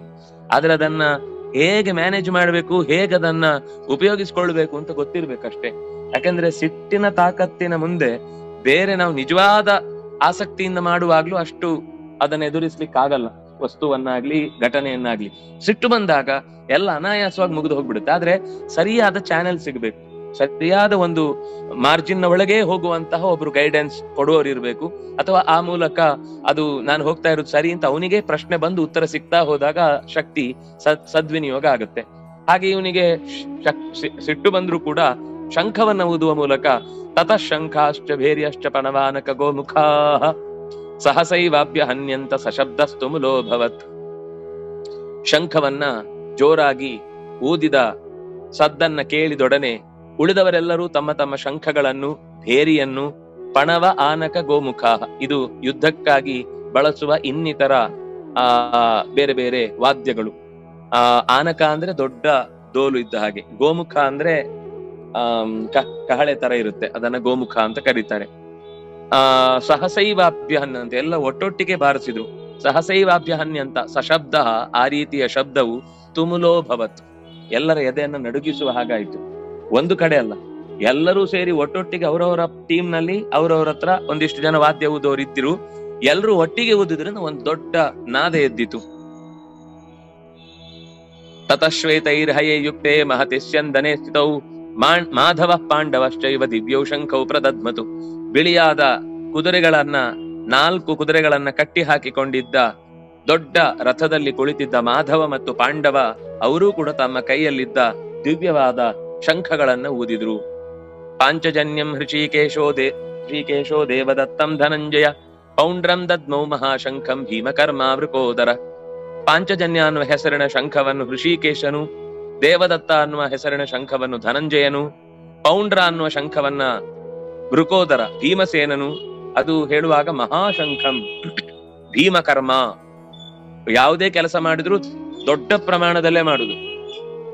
ಸುಮ್ನೆ ಒಂದ್ 5-5 ಜನರನ್ನು ಹೊಡೆದಾಕದ ಅಂತ ಇಲ್ವೇ ಇಲ್ಲ. ಅವನು ಒಟ್ಟೊಟ್ಟಿಗೆ 100-150 ಹೀಗೆ ಅವನು ಮಹಾಕರ್ಮ. ಯಾವತ್ತು ಏನೇ ಕೆಲಸ ಮಾಡಿದ್ದು ಕೂಡ ಒಟ್ಟೊಟ್ಟಿಗೆ ದೊಡ್ಡ ದೊಡ್ಡ ಈಗ ಕೆಲವು ಕೆಲಸದವರು ಅವರಿಗೆ ನೀವು 5-5 ಇಟ್ಟಿಗೆ ಕೊಟ್ರೆ ಇದೇನು, ನಮ್ಗಿರುವ ತಾಕತ್ತಿಗೆ ಒಂದ್ ಇಡೀ ಗೋಣಿಯಲ್ಲಿ 50 ಇಟ್ಟಿಗೆ ಹಾಕೊಂಡು ಬೆನ್ ಮೇಲೆ ಹಾಕೊಂಡು ತಗೊಂಡೋಗಿ ಸಾಗಿಸ್ತಾ ಇರ್ತೀವಿ. 10 ಸಲ ಯಾರು ಬರ್ತಾರೆ, ಒಂದೇ ಸಲಕ್ಕೆ ಸಾಗಿಸ್ಬಿಡ್ತೇನೆ ಅಂತ. ಹಾಗೆ ದೊಡ್ಡ ದೊಡ್ಡ ಕರ್ತವ್ಯ ಕರ್ಮಗಳಲ್ಲಿಯೇ ಹೆಚ್ಚಾಗಿ ತೊಡಗಿಕೊಂಡ ವೃಕೋದರ. ಇಲ್ಲಿ ಪ್ರತಿಯೊಂದು ಹೆಸರಿಗೂ ತುಂಬಾ ಹಿನ್ನೆಲೆ ಇದೆ. ಪಾಂಚಜನ್ಯ ಅಂತ ಯಾಕೆ ಬಂತು ಆ ಹೆಸರು, ಅದು ಯಾಕೆ ಅವನ ಕೈಯಲ್ಲಿ ಈಗ ಯುದ್ಧಕ್ಕಾಗಿ ಮೊಳಗಿತು, ದೇವದತ್ತ ಅಂದ್ರೆ ಯಾವುದು, ಅದರ ಹಿನ್ನೆಲೆ ಏನು, ಅದು ಎಲ್ಲಿ ಸಿಕ್ಕಿತು ಅವನಿಗೆ, ಅರ್ಜುನನಿಗೆ ಅದು ಸಿಕ್ಕಿದ್ದು ಖಾಂಡವ ದಹನದ ಹೊತ್ತಿಗೆ. ಆ ಕಥೆಯ ಹಿನ್ನೆಲೆ. ಹೀಗೆ ಒಬ್ಬೊಬ್ಬರದು ಒಂದೊಂದು ರೀತಿಯ ಹಿನ್ನೆಲೆ ಇದೆ. ಅದನ್ನ ಇಟ್ಟುಕೊಂಡು ಮತ್ತೆ ನಾವು ಹಿಂದೆ ಕೂಡ ಯುಧಾನೋ ವಿರಾಟಶ್ಚ ದ್ರುಪದಶ್ಚ ಮಹಾರಥ ಈ ಹೆಸರು ಓದಿದ್ವಲ್ಲ, ಅದರ ಅದೇ ಹೆಸರನ್ನು ಉಲ್ಲೇಖ ಮಾಡೋದಕ್ಕೂ ಕಾರಣ ಇದೆ. ಒಂದು ಹಿನ್ನೆಲೆಯಲ್ಲಿ ಗಮನಿಸಿದ್ರೆ ಈ ಎಲ್ಲಾ ಹೆಸರುಗಳು ಕೂಡ ಒಂದು ದೃಷ್ಟಿಯಿಂದ ಅದು ಕೌರವರ ಕಡೆಗೆ ಬರಬೇಕಿದ್ದ ಹೆಸರುಗಳು. ಹೇಗೆಗೋ ಆಗಿ ಅದು ಪಾಂಡವರ ಕಡೆಗೆ ಹೋಗ್ಬಿಟ್ಟಿದೆ ಅಂತ ಅವನ ನೆನಪು. ನನ್ ಪರವಾಗಿರ್ಬೇಕಿತ್ತು ಇವರೆಲ್ಲ, ಆದ್ರೆ ಆ ಕಡೆ ಹೋಗ್ಬಿಟ್ಟಿದ್ದಾರೆ. ಯಾಕೆಂದ್ರೆ ಕೃಷ್ಣನ ಹತ್ರ ಹೋಗಿ ಸೈನ್ಯವನ್ನ ಕೇಳಿದಾಗ ನಿರಾಯುಧನಾದ ನಾನು ಇನ್ನೊಂದು ಭಾಗ ಸೇನೆ ನಿನ್ಗೆ ನಾರಾಯಣ ಸೈನ್ಯ ಕೊಡ್ತೇನೆ ಅಂತ. ಆದ್ರೆ ಕೃಷ್ಣನ ಜೊತೆಗೆ ಸಾತ್ಯಕ್ಕೆ ಆ ಕಡೆ ಹೋಗ್ಬಿಟ್ಟಿದ್ದಾನೆ. ಸಾತ್ಯಕ್ಕೆ ಹೋಗಿದ್ದವನಿಗೆ ಕೃಷ್ಣನನ್ನು ಬಿಟ್ಟು ಉಳಿದವರೆಲ್ಲ ನನ್ನ ಪಕ್ಷಕ್ಕೆ ಬರ್ಬೇಕಿತ್ತು. ಹೇಗ ಅವ್ರ ಪಕ್ಷಕ್ಕೆ ಹೋದ? ಸಾತ್ಯಕ್ಕೆ ಅದ್ರಲ್ಲ ಮುಲಾಜೆ ಇಲ್ಲ. ನಾನ್ ಪಾಂಡವ್ರ ಪಕ್ಷ. ಪಾಂಡವರಿಗೆ ಏನಾದ್ರೂ ಮೈ ಕೂದಲು ಕೊಂಕುವ ಮಾತಾಡಿದ್ರು ಅವ್ರನ್ನಲ್ಲೇ ತಲೆ ಉರುಳಿಸಿ ಬಿಡ್ತೇನೆ ಅನ್ನುವಷ್ಟು ಪ್ರೀತಿ ಅವರಿಗೆ ಪಾಂಡವರ ಮೇಲೆ. ಹಾಗಾಗಿ ಅವನು ನೀ ಮಾತು ಕೊಟ್ರೆ ನಾನ್ ಯಾರ ಪಕ್ಷ ಹೋಗ್ಬೋದು ನಾನ್ ಡಿಸೈಡ್ ಮಾಡುದು. ಮತ್ತೆ ಅವನಿಗೆ ಅರ್ಜುನ ಗುರು ಕೂಡ. ಅರ್ಜುನ ಅವನಿಗೆ ಪಾಠ ಹೇಳಿದವನು ಕೂಡ. ಒಂದು ಸ್ವಲ್ಪ ದೊಡ್ಡವನಷ್ಟೇ, ಒಂದು ಕೆಲವೇ ದಿನಗಳಲ್ಲಿ ದೊಡ್ಡವನು, ಆದ್ರೆ ಪಾಠ ಕೇಳಿದ್ದ ಅರ್ಜುನನ ಹತ್ರ. ಹಾಗಾಗಿ ಗುರು ಅನ್ನುವ ಪ್ರೀತಿ ಬೇರೆ ಇತ್ತು. ಜೊತೆಗೆ ಪಾಂಡವರು ಅಂದ್ರೆ ಸಜ್ಜನರು, ಅವರಿಗೆ ಸಪೋರ್ಟ್ ಮಾಡದೆ ಇನ್ಯಾರಿಗೆ ಸಪೋರ್ಟ್ ಮಾಡ್ಬೇಕು ನಾವು? ಏನೇ ಇದ್ರು ಅವರಿಗೆ ಸಪೋರ್ಟ್ ಅಂತ ಅವನದೊಂದು ಮಾತು. ಹೀಗೆ ಅಲ್ಲಿದ್ದ ಹೆಸರುಗಳು ಎಲ್ಲವನ್ನು ಸುಮ್ನೆ ಸೂಕ್ಷ್ಮವಾಗಿ ಗಮನಿಸಿದ್ರೆ ಒಂದಲ್ಲ ಒಂದು ಕಾರಣಕ್ಕೆ ಅದು ಕೌರವರ ಪರವಾಗಿ ದುರ್ಯೋಧನನ ಪರವಾಗಿ ಹೋರಾಡ್ಬೇಕಿದ್ದ ಜನ. ಆದ್ರೆ ಪಾಂಡವರ ಒಳ್ಳೆತನ, ಪಾಂಡವರು ಯಾರನ್ನು ಕೂಡ ದಯವಿಟ್ಟು ನಮ್ಮ ಪರವಾಗಿ ಹೋರಾಡಿ ಅಂತ ಯಾರನ್ನೂ ಕೇಳಲಿಲ್ಲ. ಅವರಾಗಿಯೇ ಯಾವಾಗ ಜರಾಸಂಧನ ಸಂಹಾರ ಆಯ್ತೋ ಅಲ್ಲಿ ತನಕ ಒಳಗಿನಿಂದ ಹುದುಗಿದ್ದ ಒಳ್ಳೆತನಕ್ಕೆ ಬೆಲೆ ಬಂತು. ಅಲ್ಲಿ ತನಕ ಜರಾಸಂಧನಿಗೆ ಸಪೋರ್ಟ್ ಮಾಡಿದ್ರು, ಕೃಷ್ಣನ ವಿರುದ್ಧವೇ ಸೇನೆಯನ್ನು ಕಳಿಸಿದ್ರು. ಆದ್ರೆ ಅನಿವಾರ್ಯ. ಯಾಕೆಂದ್ರೆ ಅವರ ಮಕ್ಕಳ ಜುಟ್ಟೆಲ್ಲ ಜರಾಸಂಧನ ಕೈಯಲ್ಲಿದೆ. ಎಲ್ಲ ಹೊಸ ತಲೆಮಾರಿನ ಯುವಕರನ್ನ ಯುವರಾಜರನ್ನ ತಗೊಂಡೋಗಿ ಬಲಿ ಕೊಡ್ಲಿಕ್ಕೆ ತನ್ನ ಸೆರೆಯಲ್ಲಿ ಇಟ್ಟುಕೊಂಡಿದ್ದ 22,800 ರಾಜಕುಮಾರರನ್ನ. ಹಾಗಾಗಿ ಹೆದರ್ತಿದ್ರು, ಕಳಿಸ್ತಿದ್ರು. ಯಾವಾಗ ಅವನು ಸತ್ನೋ ಧೈರ್ಯವಂತ, ಇನ್ನು ನಮ್ಮನ್ನ ತಡೆ ಹಿಡಿಯೋರು ಯಾರಿಲ್ಲ. ಸರಿ, ನಾವು ಪಾಂಡವರಿಗೇನೆ ನಮ್ಮ ಉದ್ದೇಶ ಯಾವತ್ತೂ ಕೂಡ ಪಾಂಡವರ ಜೊತೆಗೆ ಇರ್ಬೇಕು. ಯಾಕೆಂದ್ರೆ ಅವ್ರ ಜೊತೆಗೆ ಇರ್ಬೇಕು ಅಂತ ಮೊದ್ಲಿಂದ ಆಸೆ ಇತ್ತು. ಆದ್ರೆ ಈ ಜರಾಸಂಧ ಇದ್ದದ್ರಿಂದ ಮಕ್ಕಳ ಜೀವವನ್ನ ಮನಸ್ಸಿನಲ್ಲಿ ಇಟ್ಟುಕೊಂಡು ಜರಾಸಂಧನಿಗೆ ಸಪೋರ್ಟ್ ಮಾಡ್ತಾ ಕೂತಿದ್ರು. ಆದ್ರೆ ಇವರೆಲ್ಲ ಈಗ ಪಾಂಡವರ ಪಕ್ಷಕ್ಕೆ ಹೋಗಿದ್ದಾರೆ ಅನ್ನೋದನ್ನ ಸೂಚಿಸುವ ಹಿನ್ನೆಲೆಯಲ್ಲೂ ಆ ನಾಮಸ್ಮರಣೆಗಳಿವೆ. ಇನ್ನು ಉಳಿದ ಅನಂತ ವಿಜಯ ಅನ್ನುವ ಹೆಸರಿನ ಶಂಖವನ್ನ ಕುಂತಿ ಪುತ್ರನಾದ ಯುಧಿಷ್ಠಿರ ಊದಿದ.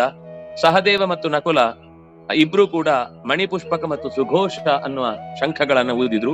ನಮ್ಗೆ ಆಶ್ಚರ್ಯ ಅನಿಸುತ್ತೆ, ಶಂಖಗಳಿಗೇನ್ ಹೆಸರು ಅಂತ. ಅದು ಕೂಡ ಅವರವರ ಒಂದು ಗುರುತಿನ ಒಂದು ಪರಿಚಯದ ವಿಶೇಷ ಮಾತುಗಳಿವೆಲ್ಲ. ಅವ್ರ ಹಿಂದಿನಿಂದ ಅದರ ಹಿಂದೆ ಏನೋ ಒಂದು ಕಥೆ ಇದೆ. ಆ ಪದಾರ್ಥ ಅವರಿಗೆ ಸಿಗುವುದಕ್ಕೂ ಅವ್ರ ಹಿಂದೆ ಒಂದು ಯುದ್ಧ ಮಾಡಿದ್ದೋ ಅಥವಾ ಯಾವುದೋ ಒಂದು ಘಟನೆಯಲ್ಲಿ ಬಹಳ ನಾಜೂಕಾಗಿ ಕಾರ್ಯವನ್ನು ನಿರ್ವಹಿಸಿದ್ದೋ, ಅದರಿಂದಾಗಿ ಅವರಿಗೆ ಆ ವಸ್ತು ಲಭ್ಯವಾದದ್ದು, ಇದೆಲ್ಲ ಆ ಕಥೆಯ ಹಿನ್ನೆಲೆಯಲ್ಲಿ ಆ ಹೆಸರುಗಳು ಬರ್ತವೆ. ಆಮೇಲೆ ಕಾಶ್ಯಶ್ಚ ಪರಮೇಶ್ವಾಸಃ ಶಿಖಂಡಿ ಚ ಮಹಾರಥ ದೃಷ್ಟದ್ಯುಮ್ನೋ ವಿರಾಟಶ್ಚ ಸಾತ್ಯಕಿಶ್ಚಾಪರಾಜಿತ. ದೃಷ್ಟದ್ಯುಮ್ನ, ವಿರಾಟ, ಕಾಶ್ಯ ಅಂದ್ರೆ ಕಾಶಿ ದೇಶದವ, ಶಿಖಂಡಿ ನೋಡಿ, ಶಿಖಂಡಿ ಚ ಮಹಾರಥ. ಕೃಷ್ಣ ಅಂದ್ರೆ ಗೀತೆ ಉಲ್ಲೇಖ ಮಾಡುವಾಗ ಶಿಖಂಡಿಯನ್ನ ಮಹಾರಥ ಅಂತ ಹೇಳುತ್ತೆ ಹೊರತು ಅವನನ್ನ ನಾವು ಕಲ್ಪಿಸಿದ ಹಾಗೆ ನಪುಂಸಕಲಿಂಗದ ವ್ಯಕ್ತಿಯನ್ನಾಗಿ ಕಲ್ಪಿಸಿಕೊಂಡಿಲ್ಲ. ಪುಲ್ಲಿಂಗದ ಶಬ್ದದಲ್ಲಿ ಮಹಾರಥ. ಮತ್ತೆ ಮಹಾರಥನು ಸುಮ್ನೆ ಯಾರಿಗೂ ಹೆಸರು ಕೊಡ್ಲಿಕ್ಕೆ ಆಗುದಿಲ್ಲ. ನಮ್ಗೇನು ಅಂದ್ರೆ ಕೆಲವೊಂದ್ಸರ್ತಿ ಬೇಜಾರಾಗುದ್ ಬೇಡ ಅಂತ ಅವ್ರಿಗೊಂದು ಪ್ರಶಸ್ತಿ ಕೊಟ್ಬಿಡೋಣ, ಇಲ್ಲಾಂದ್ರೆ ಅವ್ರು ನಾಳೆ ಇನ್ಯಾವುದೋ ಕೆಲಸಕ್ಕೆ ತೊಂದರೆ ಮಾಡ್ತಾರೆ, ಹೋಗ್ಲಿ ನಮ್ಗೆ ನಾವ್ ಎಲ್ರಿಗೂ ಕೊಟ್ಟಾಗ ಇವನಿಗೆ ಒಂದು ಕೊಟ್ಬಿಡುದು. ಏನು ಖರ್ಚು ಏನೊಂದು ಮೋರಿಗೆ ಹಾಕುವ ಪೈಪಿಗೆ ಒಂದು ಮೇಲಿಂದ ಒಂದು ಬೆಗಡೆ ಪ್ಯಾಕೆಟ್ ತರದ್ ಕಟ್ಟಿಬಿಟ್ರೆ ಅವ್ನು ಕೊತ್ತಿಗೆ ಹಾಕಿಟ್ರೆ ಅದು ನಿಂತಿರುತ್ತೆ. ಇವನು ಅದ್ರೊಳಗಿದ್ದದ್ರ ಬದಲು ಹೊರಗಿದ್ದಾನೆ ಅಂತ ಅನ್ಕೊಂಡು ಸುಮ್ನಿರ್ಬೇಕಷ್ಟೇ. ಇವತ್ತು ಹಾಕುವ ಆ ವಸ್ತುಗಳನ್ನ ನೋಡಿದ್ರೆ ಅಸಹ್ಯ ಅನ್ಸುತ್ತೆ. ಯಾಕಾದ್ರೂ ಅದನ್ನ ಅವಮಾನ ಮಾಡುದಷ್ಟೇ. ಅದು ಈ ದೊಡ್ಡ ದೊಡ್ಡ ಮಾಲೆಗಳನ್ನ ಹಾಕ್ತಾರಲ್ಲ, ಅದು ನೀವು ಆ ಕುತ್ತಿಗೆಗೆ ಹೀಗೊಂದು ನಿಲ್ಲುತ್ತಲ್ಲ, ನೀವು ಅದನ್ನ ಓಪನ್ ಮಾಡಿದ್ರೆ ನಿಮ್ಮ ಮನೆಯಲ್ಲಿ ವಾಷಿಂಗ್ ಬೇಸಿನ್ಗೆ ಕೆಳಗಡೆ ಒಂದು ಪೈಪ್ ಹಾಕ್ತಾರಲ್ಲ, ಅದೇ ತೋರಿಸ್ತೇನೆ ಎಷ್ಟು ಬೇಕು, ಎಲ್ಲದ್ರಲ್ಲೂ ಅದೇ ಇರುತ್ತೆ. ಆಮೇಲೆ ಅದು ಗುಂಡು ಗುಂಡುಗಿರುತ್ತಲ್ಲ, ನೀವು ಕಪ್ ಐಸ್ ಕ್ರೀಮು ಅದೇನು ಬಾಲ್ ಐಸ್ ಕ್ರೀಮ್ ಏನೋ ತಿಂತಿರಲ್ಲ, ತಿಂದು ಮುಗ್ದ್ಮೇಲೆ ಎಸ್ತಿದ್ದನ್ನ ಅವ್ರು ಅದನ್ನು ತೂತು ಮಾಡಿ ಅದಕ್ಕೆ ಸಿಕ್ಸಿ ಅದ್ರ ಮೇಲೆ ಒಂದು ಕವರ್ ಹಾಕಿರ್ತಾರೆ. ಎಲ್ಲ ಅಂತದ್ದೇ ಪದಾರ್ಥ. ಅವ್ರು ಹಾಕೋದ್ರಿಂದ ಅವಮಾನ ಮಾಡ್ತಾರೋ ಅಥವಾ ಮರ್ಯಾದೆ ಮಾಡ್ತಾರೋ ಗೊತ್ತಾಗಲ್ಲ. ಆದ್ರೆ ಏನ್ ಮಾಡುದು, ಜನರಿಗೆ ಅದು ಕಾಣಿಸ್ಬೇಕು, ದೊಡ್ಡದಾಗಿ ಕಾಣಿಸ್ಬೇಕು, ಫೋಟೋ ಕಾಣಿಸ್ಬೇಕು, ಕಲರ್ ಇರ್ಬೇಕು, ಪೇಪರ್ ಎಲ್ಲ ಹಾಕಿದಾಗ ಇಷ್ಟು ಜನ್ಮಕ್ಕೆ ಸಮಾನ ಮಾಡಿದ್ದಾರೆ ಅಂತ ಅವ್ರೇನ್ ಸಮಾನ ಮಾಡ್ಬೇಕು, ಇನ್ಯಾರೋ ಒಬ್ರು. ಇದೆಲ್ಲ ಒಂಥರ ಏನ್ ಹೇಳುದು, ಹೇಳಿದ್ರೆ ಟೀಸ್ ಮಾಡುದು ಮಾತ್ರ ಉಳಿಯುತ್ತೆ. ಆದ್ರೆ ಅದ್ರ ಹಿಂದೆ ಎಷ್ಟು ದಡ್ಡತನಗಳಿವೆ. ಆ ಶಾಲ್ ಹಾಕ್ತಾರೆ, ಅದನ್ನ ಕೋಲೆ ಬಸವನಿಗೆ ಕೊಟ್ರು ಅವನು ಅದ್ರ ಮೇಲೆ ಹೊದಿಸ್ಕೊಳ್ಳಲ್ಲ, ಅದ್ ಬೇಡ ಅಂತ. ನಮ್ಮ ಮನೆಯಲ್ಲಿ ನೀರು ಒರೆಸ್ಲಿಕ್ಕೆ ಆಗಲ್ಲ, ಮೈ ಮೇಲೆ ಹಾಕಿದ್ರೆ ಸೆಕೆ ತಡಿಲಿಕ್ಕೆ ಆಗಲ್ಲ, ಅಡಿಗೆ ಹಾಕೊಂಡ್ರೆ ಚುಚ್ಚತ್ತೆ. ಏನ್ ಮಾಡ್ಬೇಕು ಅದನ್ನ? ಇಷ್ಟ ರಾಶಿ ಇರುತ್ತೆ. ಯಾರಿಗಾದ್ರೂ ಕೊಡ್ಲಿಕ್ಕೆ ನಮ್ಗೆ ಹಿಂಸೆ ಆಗಿದೆ, ಯಾಕಂದ್ರೆ ನಮ್ಗೆ ಅನ್ಯಾಯ ಆಗಿದ್ದು ಅಥವಾ ನಮ್ಗೆ ಹಿಂಸೆ ಆಗಿದ್ದಾನೆ ಇನ್ನೊಬ್ರಿಗೆ ಕೊಟ್ಟು ಹೇಗೆ ಸುಖವಾಗಿರುದು ನಾವು? ಯಾವ್ದಕ್ಕೂ. ಮತ್ತೆ ಪ್ಲಾಸ್ಟಿಕ್, ಪರಮ ಪ್ಲಾಸ್ಟಿಕ್. ಅದರಲ್ಲಿ ಬಟ್ಟೆ ಅನ್ನುವ ಶಬ್ದದ ಮೂಲ ವಸ್ತುವೇ ಇರಲ್ಲ ಅದರಲ್ಲಿ. ಆದ್ರೆ ಅದು ಕಲರ್ ಫೋಟೋದಲ್ಲಿ ಚಂದ ಕಾಣುತ್ತೆ. ನಾನು ಹೇಳೋದು, ನೀವು ಅದು ಅವನಿಗೆ ಮೈ ಮರ್ಸ್ಕೊಳ್ಲಿಕ್ಕಾದ್ರೂ ಆಗುವಂತ ಒಂದು ಬಟ್ಟೆ ಕೊಡಿ ಸಾಕು, ಮೆತ್ತಗಿದ್ದಿದ್ ಕೊಡಿ, ಅವನು ಉಪಯೋಗಿಸ್ಕೊತಾನೆ ಯಾವ್ದಕ್ಕೋ ಒಂದ್ ಕಡೆ. ನಮ್ಗೆ ಏನೋ ಕೊಟ್ಟೆವು ಅಂತ ತೋರಿಸುವ ಭರದಲ್ಲಿ ಉಪಯೋಗ ಇಲ್ಲದನ್ನು ಕೊಟ್ಟು ಏನು ಉಪಯೋಗ ಇಲ್ಲ. ಇದು ಅವಮಾನನೇ, ಅದು ಸಮ್ಮಾನ ಅಂತ ಹೆಸರು ಮಾತ್ರ. ಹಾಗಾಗಿ ಆ ಇಡೀ ಪಾಂಡವರ ಸೇನೆಯ ವ್ಯವಸ್ಥೆಯಲ್ಲಿ ಶಿಖಂಡಿ ಆಗ್ಲಿ, ಕಾಶ್ಯ ಅಂದ್ರೆ ಕಾಶಿ ದೇಶದ ರಾಜ, ಆಮೇಲೆ ದ್ರೌಪದೇಯರು ಅಂತಂದ್ರೆ ದ್ರುಪದನ ಮೊಮ್ಮಕ್ಕಳು, ಇವರೆಲ್ಲರೂ ಕೂಡ ಸಾತ್ಯಕಿ, ವಿರಾಟ, ದೃಷ್ಟದ್ಯುಮ್ನ ಇವರೆಲ್ಲರೂ ಕೂಡ ಸೇರಿಕೊಂಡು ಶಂಖಗಳನ್ನ ಪ್ರತ್ಯೇಕವಾಗಿ ಊದಿದ್ರು. ಶಂಖಾನ್ನ ದದ್ಮುಹು ಪೃಥಕ್. ಎಲ್ಲರೂ ಅವರವರ ಶಂಖಗಳನ್ನ ಊದಿದ್ರು. ಊದುವ ಶಂಖ ಊದಿಬಿಡು ಅಂತ ಎಲ್ಲರೂ ಊದಿಬಿಟ್ಟಿದ್ದಾರೆ. ಆ ಘೋಷ ಧಾರ್ತರಾಷ್ಟ್ರಾಣ ಹೃದಯಾನಿ ವ್ಯದಾರಯತ್. ಎಲ್ಲರೂ ಪಾಂಡವರ ಕಡೆಯಿಂದ ಒಟ್ಟಿಗೆ ಒಂದೇ ಧ್ವನಿಯಲ್ಲಿ ಊದಿದ್ರಲ್ಲ, ಯಾಕಂದ್ರೆ ಅವ್ರ ಹತ್ರ ಒಂದು ಕನೆಕ್ಷನ್ ಇತ್ತು. ನಾವು ಒಬ್ರು ಶುರು ಮಾಡಿದ್ರೆ ಎಲ್ರು ಮುಗಿಸುವ ತನಕನೂ ಊದ್ಬೇಕು. ನಂದು ಸ್ವಲ್ಪ ಮಧ್ಯದಲ್ಲಿ ಒಂದು ಪ್ಯಾ, ಇನ್ನೊಂದು ಪೂ, ಇನ್ನೊಂದು ಪೇ ಅಂತ ಎಲ್ಲೆಲ್ಲೋ ಹೋಗ್ಲಿಕ್ಕಿಲ್ಲ, ಕರೆಕ್ಟ್ ಆಗಿ ಹೀಗೆ ಊದ್ಬೇಕು ಅಂತ. ಆ ಕ್ರಮಬದ್ಧವಾದ ಊದುವಿಕೆಯಿಂದ ಏನಾಯ್ತು ಅಂದ್ರೆ ಘೋಷ ನೋಡಿ, ಅಷ್ಟು ಶಂಖ ಊದಿದ್ರು ಅಂತ ಪೃಥಕ್ ಶಬ್ದ ಕೊಟ್ರು, ಆದ್ರೆ ಅದರ ಘೋಷ ಏಕವಚನದಲ್ಲಿ ಹೇಳಿದ್ರು. ಘೋಷ ಏಕವಚನದಲ್ಲಿ ಯಾಕೆ ಹೇಳಿದ್ರು ಅಂದ್ರೆ ಅದು ಒಂದೊಂದು ತರ ಕೇಳಿಸ್ತಿರ್ಲಿಲ್ಲ ಅಂತ, ಎಲ್ಲರದ್ದು ಏಕತ್ರಗೊಂಡಿತ್ತ ಆ ಶಬ್ದ. ಅದು ಸಘೋಷ ಅಂದ್ರೆ ಅವರ ಮನಸ್ಸು ಒಟ್ಟಿಗಿದೆ, ಅವರ ಪ್ರತಿಯೊಬ್ಬರ ಆಲೋಚನೆ ಒಂದೇ ತರ ಇದೆ, ಅವರು ಶತ್ರುಗಳ ವಿಷಯದಲ್ಲಿ ಒಂದೇ ನಿರ್ಧಾರದಲ್ಲಿದ್ದಾರೆ, ಯುದ್ಧವನ್ನ ಮಾಡುವ ವಿಷಯದಲ್ಲಿ ಅವರಿಗೆ ಕನ್ಫ್ಯೂಷನ್ ಇಲ್ಲ. ನಾವು ಏನ್ ಮಾಡ್ಬೇಕು ಅಂತ ಹೊರಟಿದ್ದೇವೆ, ತಮ್ಮ ಕರ್ತವ್ಯವನ್ನು ನಡೆಸುವುದಷ್ಟೇ ನಮ್ಮ ಜವಾಬ್ದಾರಿ ಈಗ ಅನ್ನುವ ನಿಶ್ಚಿತವಾದ ಭಾವದಲ್ಲಿದ್ದಾರೆ. ನಾವು ಸತ್ರೆ ಏನಾಗ್ಬೋದು, ಗೆದ್ರೆ ಏನಾಗ್ಬೋದು, ಈ ಯಾವ ಯೋಚನೆಯಲ್ಲಿ. ಯುದ್ಧ ದೇವರ ಸೇವೆ, ಕೃಷ್ಣ ನಮ್ಮ ಪಕ್ಷದಲ್ಲಿದ್ದಾನೆ, ಅವನ ಆದೇಶದಂತೆ ಪಾಂಡವರ ಒಳಿತಿಗೋಸ್ಕರ ಧರ್ಮದ ನೆರಳಿನ ಅಡಿಯಲ್ಲಿ ನಾವು ಹೋರಾಡ್ತಾ ಇದ್ದೇವೆ. ಇದು ಒಂದೇ ಅವರ ಧ್ಯೇಯ. ಆದ್ರಿಂದ ಹಾಗೆ ಆ ಘೋಷ ಏಕವಾಗಿ ಬಂತು. ಏಕವಾಗಿ ಬಂದ ಘೋಷ ಧಾರ್ತರಾಷ್ಟ್ರಾಣ ಹೃದಯಾನಿ ವ್ಯದಾರಯತ್, ಆ ದುರ್ಯೋಧನಾದಿಗಳ ಹೃದಯವನ್ನೇ ಸೀಳಿತು. ಶಂಖದ 2 ಗುಣ ಇದೆ. ಶಂಖ ಮಂಗಳವಾದ್ಯವೂ ಹೌದು, ಅಂದ್ರೆ ಒಂದು ಮಾನಸಿಕವಾದ ಸಮಾಧಾನವನ್ನು ತರುವಂತದ್ದು. ಇನ್ನೊಂದು ಶತ್ರುಗಳ ಎದೆಯನ್ನ ಸೀಳುವಂತದ್ದು ಹೌದದು. ಮನೆಯಲ್ಲಿ ನಿತ್ಯ ಶಂಖ ಊದಬೇಕು. ಶಂಖ ಊದಿದ್ರೆ, ಶಂಖ ಊದಿದ ದನಿ ಎಲ್ಲಿಯ ತನಕ ಪ್ರಸಾರ ಆಗುತ್ತೋ ಆ ಮನೆಯ ಪರಿಸರದ ಅತ್ತ ಇತ್ತು ಕೂಡ ಯಾವುದೇ ದುಷ್ಟಶಕ್ತಿಗಳು ಪ್ರವೇಶ ಮಾಡಲ್ಲ. ನಿತ್ಯ ಬೆಳಗ್ಗೆ ಸಂಜೆ, ಬೆಳಗ್ಗೆ ಸಂಧ್ಯಾ ಕಾಲದಲ್ಲಿ ದೀಪ ಹಚ್ಚುವ ಸಮಯದಲ್ಲಿ, ಸಂಜೆಯ ಕಾಲದಲ್ಲಿ ಮತ್ತೆ ಇನ್ನೊಂದು ಸರ್ತಿ ದೀಪವನ್ನು ಹಚ್ಚುವ ಸಮಯದಲ್ಲಿ 2 ಹೊತ್ತು ನಾವು ಶಂಖವನ್ನ ಊದಬೇಕು ಅಂತ ಇರುದು. ನಾ ಊದ್ಬೋದಾ? ಅಯ್ಯ, ಊದ್ಲಿಕ್ ಬರೋರು ಯಾರು ಬೇಕಾದ್ರೂ ಊದಿ. ಅವ್ರು ಊದ್ಬೋದಾ ಇವ್ರು ಬೋದ ಪ್ರಶ್ನೆ ಅಲ್ಲ. ಬರ್ಲಿಲ್ಲ ಅಂದ್ರೆ ಬೇರೆ, ಕೆಲವರಿಗೆ ಬಂದ್ರು ಕೂಡ ನಾ ಊದ್ಬೋದಾ ಅಂತ ಪ್ರಶ್ನೆ. ಅಯ್ಯೋ ದೇವ್ರ, ಮನೆಗೆ ಬೇಕಾದ ಹಿತವನ್ನ ಬಯಸಿದ್ರೆ ಯಾರು ಬೇಕಾದ್ರೂ ಊದ್ಬೋದು. ಅವ್ರು ಇವ್ರು ಅಂತೆಲ್ಲ ಊದಿ ಬೀಳಿಸಿ ಒಡೆದಾಕಿ ನಾಳೆ ಇನ್ನೊಂದು ಶಂಕ ಅಂತ ಯೋಚನೆ ಮಾಡುವಂಗ ಆಗ್ಬಾರ್ದು. ಜಾಗ್ರತೆಯಿಂದ ಯೂಸ್ ಮಾಡ್ಬೇಕು ಅದನ್ನ. ಇಲ್ಲ, ನಾವು ರೆಕಾರ್ಡ್ ಮಾಡಿ ಹಾಕ್ಬಿಟ್ಟಿದ್ದೀವಿ. ನಮಸ್ಕಾರ. ಏನ್ ಹೇಳಲಿಕ್ಕೆ? ಎಲ್ಲ ಕಡೆ ಊದ್ತಾರೆ, ಅದೇ ಗೊತ್ತಿರ್ಬೇಕದು ಯಾಕೆ ಊದ್ತೇನೆ ಅಂತ ಗೊತ್ತಿರ್ಬೇಕು. ಊದಿದ್ರು ತೊಂದ್ರೆ ಇಲ್ಲ, ಆಗ ಹೇಳ್ದಂಗೆ ಊದೋ ಶಂಖ ಊದಿ ಬಿಡು ಅಂತ ಆಗತ್ತೆ, ಉಪಯೋಗ ಇಲ್ಲ. ಶಂಖ ಊದುದರ ಹಿನ್ನೆಲೆಯಲ್ಲಿ ಏನಿದೆ ಅನ್ನುವ ಎಚ್ಚರ ಇರಬೇಕು. ಅದು ಇದ್ದದ್ರಿಂದ ಅದರ ಫಲವನ್ನ ತೋರಿಸಿದ್ದಿಲ್ಲಿ. ಧಾರ್ತರಾಷ್ಟ್ರಾಣಾಂ ಹೃದಯಾನಿ ವ್ಯದಾರಯತ್ ಅಂತ ಶಂಖ ಊದುದ್ರಿಂದ ಎಷ್ಟು ದುಷ್ಟರು, ಎಷ್ಟು ಧೈರ್ಯವಂತರು ಇದು ತಪ್ಪು ಕೆಲಸ ಮಾಡುದ್ರಲ್ಲಿ, ಅಂಥವರ ಎದೆಯು ಕೂಡ ನಡುಗಿತು. ಅಂಥವರ ಎದೆಯು ಕೂಡ ವ್ಯದಾರಯತ್, ನಡುಗಿ ಹೋಯಿತು.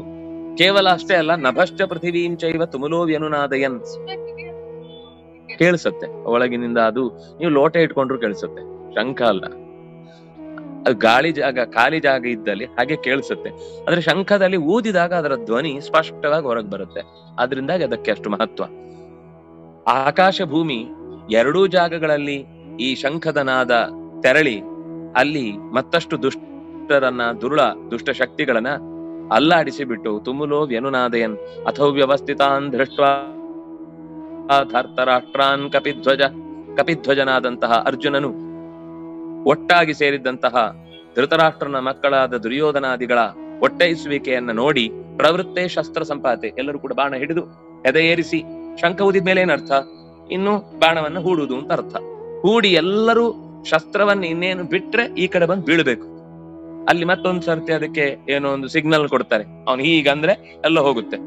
ಈ ಹಿಡ್ಕೊಂಡ ತಕ್ಷಣ ಎಲ್ರು ಬಿಡುದಲ್ಲ, ನನ್ಗೆ ಇಷ್ಟವಂತ ಒಂದು ಬಿಡ್ತಾ ಹೋಗುದಿಲ್ಲ. ಎಲ್ರು ಹಿಡಿದು ರೆಡಿ ಇರ್ತಾರೆ. ಅವನು ನಾಯಕನಾದವನು ಕೈ ತೋರಿಸ್ತಾನೆ ಅಥವಾ ಧ್ವಜ ಮೇಲಿಂದ ಅದನ್ನ ಬೀಸ್ತಾನೆ, ಹಾಗೆ ಎಲ್ರು ಒಟ್ಟಿಗೆ ಅದನ್ನ ಬಿಡಬೇಕು. ಪ್ರವೃತ್ತೆ ಶಸ್ತ್ರ ಸಂಪಾತೆ, ಇನ್ನೂ ಆಗಿಲ್ಲ. ಶಸ್ತ್ರ ಸಂಪಾತ ಆಗುವುದಕ್ಕೆ ಸಿದ್ಧವಾದ ಧನುರುದ್ಯಮ್ಯ, ಧನುಸನ್ನು ಅವನೇ ಎತ್ತಿಕೊಂಡು ಬಾಣ ಬಿಡಬೇಕು ಅಂತ ಅನ್ಕೊಂಡಿದ್ದಾನೆ. ಅನ್ಕೊಂಡಾಗ ಋಷಿಕೇಶಂ ಇದಂ ವಾಕ್ಯಂ ಆಹ, ಋಷಿಕೇಶನನ್ನ ಕುರಿತು ಹೀಗೆ ಅವನನ್ನ ಕುರಿತು ಮಾತನಾಡಿದ. ಇದಂ ವಾಕ್ಯಂ ಆಹ, ಹೀಗೊಂದು ಮಾತಾಡಿದ. ಅರ್ಜುನ ಉವಾಚ ಸೇನಯೋರುಭಯೋರ್ ಮಧ್ಯೆ ರಥಂ ಸ್ಥಾಪಯ ಮೇಚ್ಯುತ ಯಾವದೇತಾನ್ ನಿರೀಕ್ಷೇಹಂ ಯೋದ್ಧುಕಾ ಮಾನವಸ್ಥಿತಾನ್. ಎರಡು ಸೇನೆಗಳ ನಡುವೆ ಸೇರುವ ಜಾಗದಲ್ಲಿ ನನ್ನ ರಥವನ್ನು ನಿಲ್ಲಿಸು. ಮೇ ರಥಂ ಸ್ಥಾಪಯ, ನನ್ನ ರಥ. ವಸ್ತುತಃ ಕೃಷ್ಣ ಯುದ್ಧ ಮಾಡುವವರಲ್ಲಿ ಅಗ್ರಣಿ. ಅವನು ಸಹಾಯಕ್ಕಿರ್ಲಿ ಅಂತ ಇವನ ಬೋವಿಯಾಗಿ ಬಂದಿದ್ದ, ಅಂದ್ರೆ ಸಾರಥಿಯಾಗಿ ಬಂದಿದ್ದ. ಹೇಗ್ ನಡೆಸ್ಕೋಬೇಕು? ದೇವರನ್ನ ದೇವರಾಗಿ ನೋಡುದ್ರ ಬದಲು ಅವನು ನನ್ನ ರಥವನ್ನ ಕಳ್ಕೊಂಡು ಅಲ್ಲಿಡೋ, ರಥ ತಗೊಂಡೋಗ ಅಲ್ಲಿಡು ಅಂದ. ಕೃಷ್ಣನಿಗೆ ಇದು ಒಳಗೆ ಸ್ವಲ್ಪ ಬೆಂದು ಜಾಸ್ತಿ ಅಂಬಲಿ ಆಗ್ಬಿಟ್ಟಿದೆ, ಸ್ವಲ್ಪ ಸರಿ ಮಾಡ್ಬೇಕು ಅಂತ ಅನ್ನಿಸ್ತು.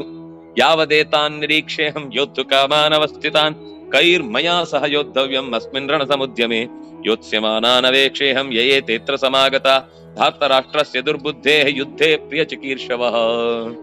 ಆ ಮಾತು ಶಬ್ದಗಳಲ್ಲಿ ಒಂದು ಗತ್ತಿದೆ, ಅಹಂಕಾರದ ಮುದ್ದೆ. ಹಿಂದಿನ ದಿವಸ ಹೇಳಿದ ಮಾತಿಗೂ ಈಗ ಇರುವಂತಹ ಛಾತಿಗೂ ವ್ಯತ್ಯಾಸ ಗಮನಿಸಿ. ನಾನೊಮ್ಮೆ ಎಲ್ಲರ ಮುಖ ನೋಡ್ಬೇಕು. ಅರ್ಜುನನಂತಹ ಒಬ್ಬ ವೀರ ಯುದ್ಧಕ್ಕಾಗಿ ರಣರಂಗಕ್ಕೆ ಇಳಿದಿದ್ದಾನೆ ಅಂತ ಗೊತ್ತಿದ್ದೂ ಕೂಡ ಅವನ ಬಾಣದ ಪೆಟ್ಟನ್ನ ಎದೆಗೆ ಬೀಳಿಸಿಕೊಂಡು ಪ್ರಾಣ ಬಿಡುವುದಕ್ಕೆ ಮನಸ್ಸು ಮಾಡಿದಂತಹ ಹೆಡ್ಡ ದುರ್ಯೋಧನನಿಗೆ ಬೆಂಗಾವಲಾಗಿ ನಿಂತವರು ಯಾರೆಲ್ಲ ಅಂದ್ರೆ ನಿಶ್ಚಯ, ನಾನೇ ಯುದ್ಧದಲ್ಲಿ ಗೆಲ್ಲುವವ, ನನ್ನ ಯುದ್ಧ ಬಾಣಕ್ಕೆ ಎಲ್ಲರೂ ಕೂಡ ಸಾಯಲೇಬೇಕು, ಆದ್ರಿಂದಾಗಿ ನನ್ನ ಬಾಣದ ಪೆಟ್ಟನ್ನ ತಿಂದೂ ಕೂಡ ಬದುಕ್ತೇನೆ ಅಂತ ಯೋಚನೆ ಮಾಡಿ ಧೈರ್ಯ ಮಾಡಿ ಕೈರ್ಮಯಾ ಸಹ ಯೋದ್ಧವ್ಯಂ, ನಾನ್ ಯಾರ ಜೊತೆಗೆ ಯುದ್ಧ ಮಾಡ್ಬೇಕು, ನನ್ನೊಟ್ಟಿಗೆ ಯುದ್ಧ ಮಾಡ್ಬೇಕು ಅಂತ ಧೈರ್ಯ ತೋರಿ ಎದೆ ಕೊಟ್ಟು ಬಂದವರು ಯಾರು? ದುರ್ಬುದ್ಧೇ ಪ್ರಿಯ ಚಿಕೀರ್ಷವ. ದುರ್ಯೋಧನ ಅತ್ಯಂತ ದುರ್ಬುದ್ಧಿ ಇರುವವನು ಅಂತ ಗೊತ್ತಿದ್ದೂ ಕೂಡ ನನ್ನಂತಹ ವೀರನೊಬ್ಬ ಎದುರಾಳಿಯಾಗಿ ಅರ್ಜುನ ಎದುರಿಗೆ ಇದ್ರೆ ನಮ್ಗೆ ಬದುಕ್ಲಿಕ್ಕೆ ಸಾಧ್ಯ ಇಲ್ಲ ಅಂತ ಗೊತ್ತಿದ್ದೂ ಕೂಡ, ಅಂದ್ರೆ ಇದು ಅಹಂಕಾರದ ಪರಮಾವಧಿ. ನಾನಿದ್ದೇನೆ ಅಂದ್ರೆ ಯಾರು ಬರ್ಲೇಬಾರ್ದು. ಹೇಗ್ರಿ ಫಿಕ್ಸ್ ಮಾಡಿದ್ರೆ ನಮ್ಮ ಉಪನ್ಯಾಸದ ಬೇರೆಯವ್ರ ಉಪನ್ಯಾಸ ಹೆಂಗ ಹಾಕಿದ್ರಿ ಅಂತ ಕೇಳಿದ್ರೆ ಇದೇನು? ಅವರ ಸ್ಟೇಜ್ ಅಲ್ಲಿ ಅವ್ರು ಮಾಡ್ತಾರೆ, ಇವ್ರ ಸ್ಟೇಜ್ ಅಲ್ಲಿ ಇವ್ರು ಮಾಡ್ತಾರೆ. ನೀ ಬೇಕಾದ್ರೂ ಅಲ್ಲಿ ಹೋಗ್ತಾರೆ, ಬೇಡಾದ್ರೂ ಇಲ್ಲಿ ಹೋಗ್ತಾರೆ. ಅದೇನು ಗಲಾಟೆ? ಅವ್ರದ್ದು ದೃಢ ಮಾಡಲ್ಲ, ನನ್ನಿದ್ರೆ ಅವ್ರು ಮಾಡ್ಬಾರ್ದು ಅಂತ. ಹುಚ್ಚು. ಅದು ಅವನ ತಲೆಯಲ್ಲಿ ಎರಡು, ಒಂದು ನಾನು ಬಹಳ ಒಳ್ಳೆಯವ, ಅವನು ದುರ್ಬುದ್ಧಿ ಉಳ್ಳವ, ದುರ್ಬುದ್ಧಿ ಉಳ್ಳವನಿಗೆ ಸಹಾಯ ಮಾಡ್ಲಿಕ್ಕೆ ಒಂದಿಷ್ಟು ಜನ ದುರ್ಬುದ್ಧಿಯವರು, ನಾವೆಲ್ಲ ಯುದ್ಧದಲ್ಲಿ ಪಳಗಿದವ್ರು ಇರ್ಬೇಕಾದ್ರೂ ಕೂಡ ನಮ್ಮ ಕೈಯಲ್ಲಿ ಸಾಯ್ಲಿಕ್ಕೋಸ್ಕರನೇ ಬಂದವರು. ಅವ್ರು ಯಾರು? ಅವರನ್ನೆಲ್ಲ ಒಂದ್ಸಲ ನೋಡ್ಬೇಕು ಕೃಷ್ಣ. ನನ್ನ ರಥ ತಗೊಂಡೋಗಿ ಅಲ್ಲಿ ಇಡು, ರಥಂ ಸ್ಥಾಪಯ. ಆರ್ಡರ್ ಹೇಳ್ಬೋದಿತ್ತು, ನೋಡೋಣ ಯಾರ್ಯಾರಿದ್ದಾರೆ ಅಂತ ಒಂದ್ಸರ್ತಿ ನೋಡ್ಬೋದಿತ್ತಲ್ವಾ, ನೋಡಿದ್ರೆ ಹೇಗಿರುತ್ತೆ ಅಂತ ಒಂದ್ ಗೊತ್ತಾಗುತ್ತೆ ಅಂತ ಹೇಳ್ಬೋದಿತ್ತು. ಫ್ರೆಂಡ್ ಹೌದು, ಆದ್ರೆ ಫ್ರೆಂಡ್ ಆದ್ರೂ ಅವನು ದೇವ್ರು ಅಂತ ಗೊತ್ತಿದೆ ಅಲ್ವಾ. ಇವರ ಪರವಾಗಿ ಇವನಿಗೊಂದು ಸಹಾಯಕ್ಕಾಗಿ ಅವನು ಸಾರಥ್ಯ ಆಗುವ ಲೆವೆಲ್ನವನು ಅಲ್ವೇ ಅಲ್ಲ. ಅವನ ಸಾರಥ್ಯದ ಲೆವೆಲ್ ಅನ್ನ ಯಾರು ಇಲ್ಲಿ ತನಕ ಬೀಟ್ ಮಾಡ್ಲಿಕ್ಕೆ ಆಗ್ಲಿಲ್ಲ ಅಂತ ಹೇಳ್ತಾನೆ ಮುಂದೆ ಶಲ್ಯ. ಕೃಷ್ಣ ಸಾರಥ್ಯಕ್ಕೆ ಬಂದಿರುವುದೇ ಪ್ಲಸ್ ಅವರಿಗೆ. ಅವನು ಯುದ್ಧ ಮಾಡ್ಬೇಕಾಗಿಲ್ಲ, ಸಾರಥ್ಯ ಮಾಡಿ ಗೆಲ್ಲಿಸ್ತಾನೆ ಅಂತ ನಮ್ಗೆ ಆಗ್ಲೇ ಗೊತ್ತಾಗುದು. ಸಾರಥ್ಯ ಮಾಡಿಯೂ ಕೂಡ ಎದುರಾಳಿಯ ನಿದ್ದೆ ಕೆಡಿಸಬಹುದು ಅಂತ. ಅಂದ್ರೆ ಎದುರಾಳಿಯ ಬಾಣವನ್ನು ಒಂದು ತಾಗದ ಹಾಗೆ ತಡೆದು ನಿಲ್ಲಿಸ್ಬಿಡ್ತಿದ್ದ. ಅಂದ್ರೆ ಈ ರೀತಿ ತನಗೆ ಸಹಾಯಕ್ಕೆ ಮಾಡಿ ಬಂದ ಒಬ್ಬ ಜಗದೇಕ ವೀರನನ್ನ ರಥ ತಗೊಂಡೋಗಿ ಅಲ್ಲಿ ನಿಲ್ಸು, ಅಲ್ಲಿ ಯಾರ್ಯಾರಿದ್ದಾರೆ ನೋಡ್ತೇನೆ, ನನ್ನ ಹತ್ರ ಸಾಲಿಕ್ ಬಂದವರು ಅವ್ರ ಮುಖವೊಮ್ಮೆ ನೋಡ್ಬೇಕು, ನಾನಿದ್ದೇನೆ ಅಂತ ಗೊತ್ತಿದ್ಮೇಲೆ ಹೆಂಗ್ ಯುದ್ಧಕ್ಕೆ ಬಂದ್ರು, ಅಂತ ದುರ್ಬುದ್ಧಿಗೆ ಸಹಾಯ ಮಾಡ್ಲಿಕ್ಕೆ ಅವ್ರಿಗೆ ಹೆಂಗ್ ಮನಸ್ಸು ಬಂತು, ನನ್ನಂತ ಒಳ್ಳೆಯವರಿಗೆ ವಿರುದ್ಧವಾಗಿ ನಿಂತವ್ರ ಎದೆ ಉಳಿಯತ್ತ, ನಾನು ಒಮ್ಮೆ ನೋಡ್ಬೇಕು ಅವರನ್ನ ಅಂತಂದ. ಕೃಷ್ಣ ಎಷ್ಟು ಹೇಳ್ದಾಗ ಸುಮ್ನಿದ್ದ.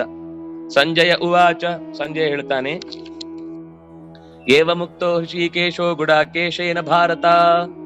ಗುಡಾಕೇಶ ಅಂದ್ರೆ ಅರ್ಜುನ, ಗುಡಾಕ ಅಂದ್ರೆ ನಿದ್ದೆ, ನಿದ್ದೆಗೆ ಒಡೆಯ, ಒಡೆಯ ಅಂದ್ರೆ ಗೆದ್ದವ, ನಿದ್ದೆಯನ್ನ ಗೆದ್ದವ ಅಂತ ಅರ್ಥ. ನಿದ್ದೆಯನ್ನ ಗೆದ್ದವ ಇಂದ್ರಿಯಗಳನ್ನ ಗೆಲ್ಲಿಸುವ ಕೃಷ್ಣನ ಹತ್ರ ಮಾತಾಡ್ತಾನೆ. ಇವನ ಇಂದ್ರಿಯ ಕೃಷ್ಣನ ಕೈಯಲ್ಲಿದೆ, ಅದು ಗೊತ್ತಿಲ್ಲ ಅವನಿಗೆ, ಆದ್ರೆ ಹೇಳುವಾಗ ಹಾಗೆ ಹೇಳ್ತಾನೆ. ಬಹಳ ಚಂದ. ಈ ಇಷ್ಟೇ ಮಾತಲ್ಲಿ ನಾನು ಹೆಚ್ಚು ವಿವರಿಸ್ಲಿಕ್ಕೆ ಹೋಗ್ಲಿಲ್ಲ. ಇಷ್ಟೇ ಮಾತಲ್ಲಿ ಎಷ್ಟು ಒಳಗೆ ಮಾನಸಿಕ ತುಮುಲಗಳಿವೆ ಗಮನಿಸಿ. ಒಂದು ಕಡೆಯಿಂದ ದುರ್ಯೋಧನನ ದಿತ್ತ ಭೀಷ್ಮಾಚಾರ್ಯ ಏನು ಉತ್ತರ ಕೊಡ್ಲಿಲ್ಲ, ಯಾಕಂದ್ರೆ ಅವನು ಉತ್ತರ ಕೇಳಲಿಕ್ಕೋಸ್ಕರ ಪ್ರಶ್ನೆ ಮಾಡಿದ್ದಲ್ಲ. ಆದ್ರೆ ಅರ್ಜುನನನ್ನ ಸ್ವಲ್ಪ ರಿಪೇರಿ ಮಾಡಬೇಕಾಗಿದೆ, ಅದಕ್ಕೋಸ್ಕರ ಕೂಡ್ಲೆ ಮಾತಾಡ್ಲಿಲ್ಲ. ಅವ್ರು ಏನೇನ್ ಮಾತಾಡ್ತಾರೆ ಎಲ್ಲ ಕೇಳಿಸ್ಕೋಬೇಕು. First be a good listener. ಅದು ಕೇವಲ ಕಲಿಯುವಾಗ ಮಾತ್ರ ಅಲ್ಲ, ಕಲ್ತ ಮೇಲೂ ಕೂಡ ಕೇಳುಗನಾಗಿ ಉಳಿಬೇಕು. ಉಳಿದ್ರೆ ಆವಾಗ ಎದುರಾಳಿಯ ಸಮಸ್ಯೆ ಏನು ಅಂತ ಅರ್ಥ ಆಗುತ್ತೆ. ನಾವು ಅವನೇನೋ ಒಂದು ವಾಕ್ಯ ಹೇಳಿದ್ರೆ ನಾವು 10 ವಾಕ್ಯ ವಾಪಸ್ ಉತ್ತರ ಕೊಡ್ತೇವೆ ಅಂದ್ರೆ ಅವ್ನು ಯಾವತ್ತು ಓಪನ್ ಅಪ್ ಆಗುದೇ ಇಲ್ಲ. ಅವ್ನು ಓಪನ್ ಅಪ್ ಆಗ್ಬೇಕು ಅಂದ್ರೆ ಅವ್ನು ಏನೇನ್ ಹೇಳ್ಕೊಳ್ಬೇಕು ಅಂತ ಅನಿಸ್ತಾನೋ ಅದನ್ನೆಲ್ಲ ಹೌದು ಹೌದು ಹೌದು ಕರೆಕ್ಟ್ ನೀನ್ ಹೇಳಿದ್ದು ಅಂತ ಹೇಳಿದ್ರೆ ಅವ್ನು ಇನ್ನೂ ಸ್ವಲ್ಪ ಉದ್ವೇಗದಿಂದ ನಾನು ಹೇಳಿದ್ದೆಲ್ಲ ನೋಡಿ ನಮ್ಮ ಗುರುಗಳಿಗೆ ನಾನು ಹೇಳಿದ್ ಗೊತ್ತಿರ್ಲಿಲ್ಲ, ನಾನೀಗ ಹೇಳಿದ್ರಿಂದ ಪಾಪ ಅವ್ರು ಎಷ್ಟು ತಲೆಲಾಡ್ತಿದ್ದಾರೆ, ಅಷ್ಟು ವಿಷಯ ನಾನು ಅವ್ರಿಗೆ ಹೇಳ್ಕೊಟ್ಟೆ ಅಂತ ಅವನು ಅನ್ಕೊಳ್ತಾ ಇರ್ತಾನೆ. ಒಳಗಿದ್ದೆಲ್ಲ ಗೋಜಲನ್ನ ಸೊಪ್ಪನ್ನೆಲ್ಲ ಹೊರಗೆ ಹಾಕ್ಲಿಕ್ಕೆ ಶುರು ಮಾಡ್ತಾನೆ. ಗೊತ್ತಾಗುತ್ತೋ ಇದ್ರ ತಲೆಯಲ್ಲಿ ಏನೂ ಇಲ್ಲ. ಎಷ್ಟು ಕ್ಲೀನ್ ಆಗುತ್ತೆ ಅದು ಹೇಳಿದ್ರೆ ಒಂದ್ಸರ್ತಿ ಕ್ಲೀನ್ ಆಗ್ಬಿಡುತ್ತೆ. ಕ್ಲೀನ್ ಆದ್ಮೇಲೆ ನಾವು ಹೇಳ್ಬೇಕಾದನ್ನ ಹೇಳ್ಬೇಕು, ಅಲ್ಲಿ ತನಕ ಮಾತಾಡಬಾರದು ಅಂತ ಕೃಷ್ಣ ಸುಮ್ಮನಿದ್ದ. ಹೀಗೆ ಮಾತಾಡಿದಾಗ ಕೃಷ್ಣ ಏನು ಮಾತಾಡ್ಲಿಲ್ಲ. ಸೇನೆಯೋರ್ ಭಯೋರ್ ಮಧ್ಯೆ ಸ್ಥಾಪಯಿತ್ವಾ ರಥೋತ್ತಮಂ. ಉತ್ತಮವಾದ ರಥವನ್ನು ತೆಗೆದುಕೊಂಡು 2 ಸೇನೆಯ ನಡುವೆ ಇರಿಸಿದ. ಎಲ್ಲಿ ಇರಿಸಿದ? ಭೀಷ್ಮ ದ್ರೋಣ ಪ್ರಮುಖತಃ ಸರ್ವೇಷಾಂಚ ಮಹೀಕ್ಷಿತಾನ್ ಉವಾಚ ಪಾರ್ಥ ಪಶ್ಯೇತಾನ್ ಸಮವೇತಾನ್ ಕುರು ನಿತಿ. ಕಿಡಿಗೇಡಿ ಕೃಷ್ಣ ಸೀದಾ ತಗೊಂಡೋಗಿ ಭೀಷ್ಮ ದ್ರೋಣರ ಮುಂದೆ ನಿಲ್ಲಿಸ್ತಾನೆ. ಒಂದು ವೇಳೆ ಇದೇ ರಥವನ್ನ ಅವನು ದುರ್ಯೋಧನನ ಮುಂದೆಯೋ ದುಶ್ಯಾಸನನ ಮುಂದೆಯೋ ನಿಲ್ಲಿಸಿದ್ದ ಅಂದ್ರೆ ಮುಂದೆ ಪ್ರಶ್ನೆ ಬರ್ತಿರ್ಲಿಲ್ಲ. ಕೃಷ್ಣ ಬೇಕು ಅಂತ ತಗೊಂಡೋಗಿ ಭೀಷ್ಮ ದ್ರೋಣರ ಮುಂದೆ ನಿಲ್ಲಿಸ್ತಾನೆ. ಹೇಳ್ತಾನೆ, ಪಾರ್ಥ ಪಶ್ಯೇತಾನ್ ಸಮವೇತಾನ್ ಕುರುನ್. ಯುದ್ಧಕ್ಕಾಗಿ ನಿನ್ನ ಬಾಣದಿಂದ ಸಾಯ್ಲಿಕ್ಕೆ ಬಂದವರು ಯಾರ್ಯಾರು ಅಂತ ಕೇಳಿದ್ಯಲ್ವಾ, ಕೈರ್ಮಯ ಸಹ ಯೋದ್ಧವ್ಯಂ ಅಂತ. ಇವರೇ ನಿನ್ನ ಬಾಣದಿಂದ ಈಗ ಸಾಯ್ಲಿಕ್ಕಿರುವವರು. ಸುಸ್ತೊಡ್ದ. ಒಂದೇ ಘಟನೆ ಒಂದೇ ಕ್ಷಣದಲ್ಲಿ ಆತನನ್ನ ಕುಸಿದು ಬೀಳುವಂತೆ ಮಾಡಿತು. ತತ್ರಾಪಶ್ಯತ್ಸಿತಾನ್ ಪಾರ್ಥ ಪಿತೃನ್ ಅಥ ಪಿತಾಮಹಾನ್. ಪಾರ್ಥ ಅರ್ಜುನ ಪಿತೃನ್ ತಂದೆಯ ಸ್ಥಾನದಲ್ಲಿದ್ದವರನ್ನು, ಪಿತಾಮಹಾನ್ ಅಜ್ಜನ ಸ್ಥಾನದಲ್ಲಿದ್ದವರನ್ನು, ಆಚಾರ್ಯಾನ್ ಗುರುಗಳ ಸ್ಥಾನದಲ್ಲಿದ್ದಂತಹ ಭೀಷ್ಮ ಮೊದಲಾದ ದ್ರೋಣಾಚಾರ್ಯರೇ ಮೊದಲಾದವರನ್ನು. ಪಿತೃಸ್ಥಾನೀಯರು ಅಂತಂದ್ರೆ ಧೃತರಾಷ್ಟ್ರನ ಸಮಕಕ್ಷೀಯರು ಯಾರು ಅಂತಂದ್ರೆ ಬಾಕ್ಲಿಕನ ಮಕ್ಕಳು. ಅಂದ್ರೆ ಬಾಕ್ಲಿಕ ಅಂದ್ರೆ ಭೀಷ್ಮನ ಅಣ್ಣ. ಭೀಷ್ಮನ ಮಕ್ಕಳ ಭೀಷ್ಮನ ಮಕ್ಕಳ ಸ್ಥಾನದಲ್ಲಿ ಬರುವುದು ವಿಚಿತ್ರ ವೀರ್ಯ ಚಿತ್ರಾಂಗದ ಇವರು. ಅಲ್ಲಲ್ಲ, ಅವ್ರ ಅಣ್ಣ ತಮ್ಮಂದ್ರು, ಭೀಷ್ಮನಿಗೆ ಅಣ್ಣ ತಮ್ಮಂದ್ರು. ಅವರ ಮಕ್ಕಳ ಸ್ಥಾನ ಅಂತಂದ್ರೆ ಯಾರು? ಧೃತರಾಷ್ಟ್ರ, ಪಾಂಡು, ವಿದುರ. ಇವರ ಲೆವೆಲ್ಗೆ ಬರುವುದು ಯಾರು ಅಂದ್ರೆ ಈ ಕಡೆ ಬಾಕ್ಲಿಕನ ಮಕ್ಕಳಲ್ಲಿ ಸೋಮದತ್ತ. ಸೋಮದತ್ತ ತಂದೆಯ ಸ್ಥಾನದಲ್ಲಿದ್ದಾನೆ. ಪಿತಾಮಹ ಅಂತಂದ್ರೆ ಅಜ್ಜನ ಸ್ಥಾನದಲ್ಲಿದ್ದದ್ದು ಬಾಕ್ಲೀಕ, ಭೀಷ್ಮ ಮೊದಲಾದವರು. ಇನ್ನು ಮಾತುಲಾನ್ ಅಂದ್ರೆ ಸ್ವತಃ ಶಲ್ಯನೇ ಇದ್ದಾನೆ. ಹೌದು, ತಾಯಿಯ ಕುಂತಿಯ ಅಣ್ಣ ಅಲ್ವ ಅವನು, ಹಾಗಾಗಿ ಮಾತುಲ ತಾಯಿಯ ಕಡೆಯ. ಭ್ರಾತೃನ್ ಅಣ್ಣ ತಮ್ಮಂದ್ರು. ಈ ಸೋಮದತ್ತನಿಗೆ 3 ಜನ ಮಕ್ಕಳಿದ್ರು, ಭೂರಿ, ಶರ, ಭೂರಿಶ್ರವಸ್ಸು ಅಂತ. ಭೂರಿ, ಶಲ, ಭೂರಿಶ್ರವಸ್ಸು ಅಂತ 3 ಜನ ಸೋಮದತ್ತನ ಮಕ್ಕಳು. ಈ ಸೋಮದತ್ತನ ಮಕ್ಕಳು ಅಂದ್ರೆ ಎಲ್ಲ ಪಾಂಡವರ ಏಜಿನವರು, ಹಾಗಾಗಿ ಭ್ರಾತೃನ್. ಇನ್ನು ದುರ್ಯೋಧನಾದಿಗಳೇ ಇದ್ದಾರೆ, ಅವರು ಕೂಡ ತಮ್ಮಂದ್ರ ಸ್ಥಾನದಲ್ಲೇ ಬರ್ತಾರೆ. ಅಂದ್ರೆ ಈಗ ಎಷ್ಟು ತಲೆಮಾರಾಯ್ತು? ಒಂದು ಕಡೆಯಿಂದ ಭೀಷ್ಮ, ಯಾರು ಬಾಕ್ಲೀಕ ಮೊದಲಾದವರು. ಬಾಕ್ಲೀಕ ಅಂದ್ರೆ ಅದು ಬಾಕ್ಲೀಕ ಅಂದ್ರೆ ದೊಡ್ಡಪ್ಪ. ಯಾರಿಗೆ? ಭೀಷ್ಮಾಚಾರಿ ದೊಡ್ಡಪ್ಪ, ಶಂತನುವಿನ ಅಣ್ಣವನು. ಬಾಕ್ಲೀಕ 2ನೇ ತಲೆಮಾರು ಭೀಷ್ಮ, 3ನೇ ತಲೆಮಾರು ಸೋಮದತ್ತ. ಅಂದ್ರೆ ಸೋಮದತ್ತ ಅಂದ್ರೆ ಇನ್ನೂ ಅನೇಕರಿದ್ದಾರೆ, ನಾನು ಮತ್ತೆ ಒಂದೊಂದು ತಗೊಂಡೆ ಅಷ್ಟೇ. ಸೋಮದತ್ತನ ಮಕ್ಕಳು ನಂತರದ ಪರಂಪರೆ ಯಾವುದು ಅಂದ್ರೆ ದುರ್ಯೋಧನ, ಪಾಂಡವರು, ಇವರು 105 ಜನ. ಇವರ ಮಕ್ಕಳಲ್ಲಿ 6ನೇದು ಯಾರು? ಘಟೋತ್ಕಚ, ಭೀಮನ ಮಗ, ಅವನ ಮಗ ನಿಷ್ಟ್ಯ. ಈ ಕಡೆಯಿಂದ ಅರ್ಜುನದು ತಗೊಂಡ್ರೆ ಅಭಿಮನ್ಯು ಬರ್ತಾನೆ. ಒಟ್ಟು ಇಲ್ಲಿ 6, ಒಟ್ಟು 7 ತಲೆಮಾರು ಯುದ್ಧ ಮಾಡಿದೆ. ಒಂದು ಯುದ್ಧದಲ್ಲಿ 7 ತಲೆಮಾರು. ನಾವಿಲ್ಲಿ 3 ತಲೆಮಾರು ನೋಡಿದ್ರೆ ಚಿನ್ನದ ಬಟ್ಲಲ್ಲಿ ಮುಖ ನೋಡುದು, ಎಣ್ಣೆ ಏನೋ ತಲೆ ಸುತ್ತ ಹಾಕಿ ದೇವರಿಗೆ ಹಾಕುದು, ನಮ್ಗೆ ಆಚಾರ ಎಲ್ಲ ನಿನಗೆ ಇರ್ಲಿ ಅಂತ ಏನೋ ಮಾಡ್ತಾರೆ. ಆದ್ರೆ ಯುದ್ಧದಲ್ಲಿ ನಡೆದ ಸಂಬಂಧ 7 ತಲೆಮಾರಿಗೆ ಹೊಂದಿಕೊಂಡಂತೆ ಈ ಯುದ್ಧ ಕಾಣುತ್ತೆ. ಹಾಗಾಗಿ ಅಷ್ಟು ಜನರನ್ನ ಉಲ್ಲೇಖ ಮಾಡುತ್ತಾರೆ.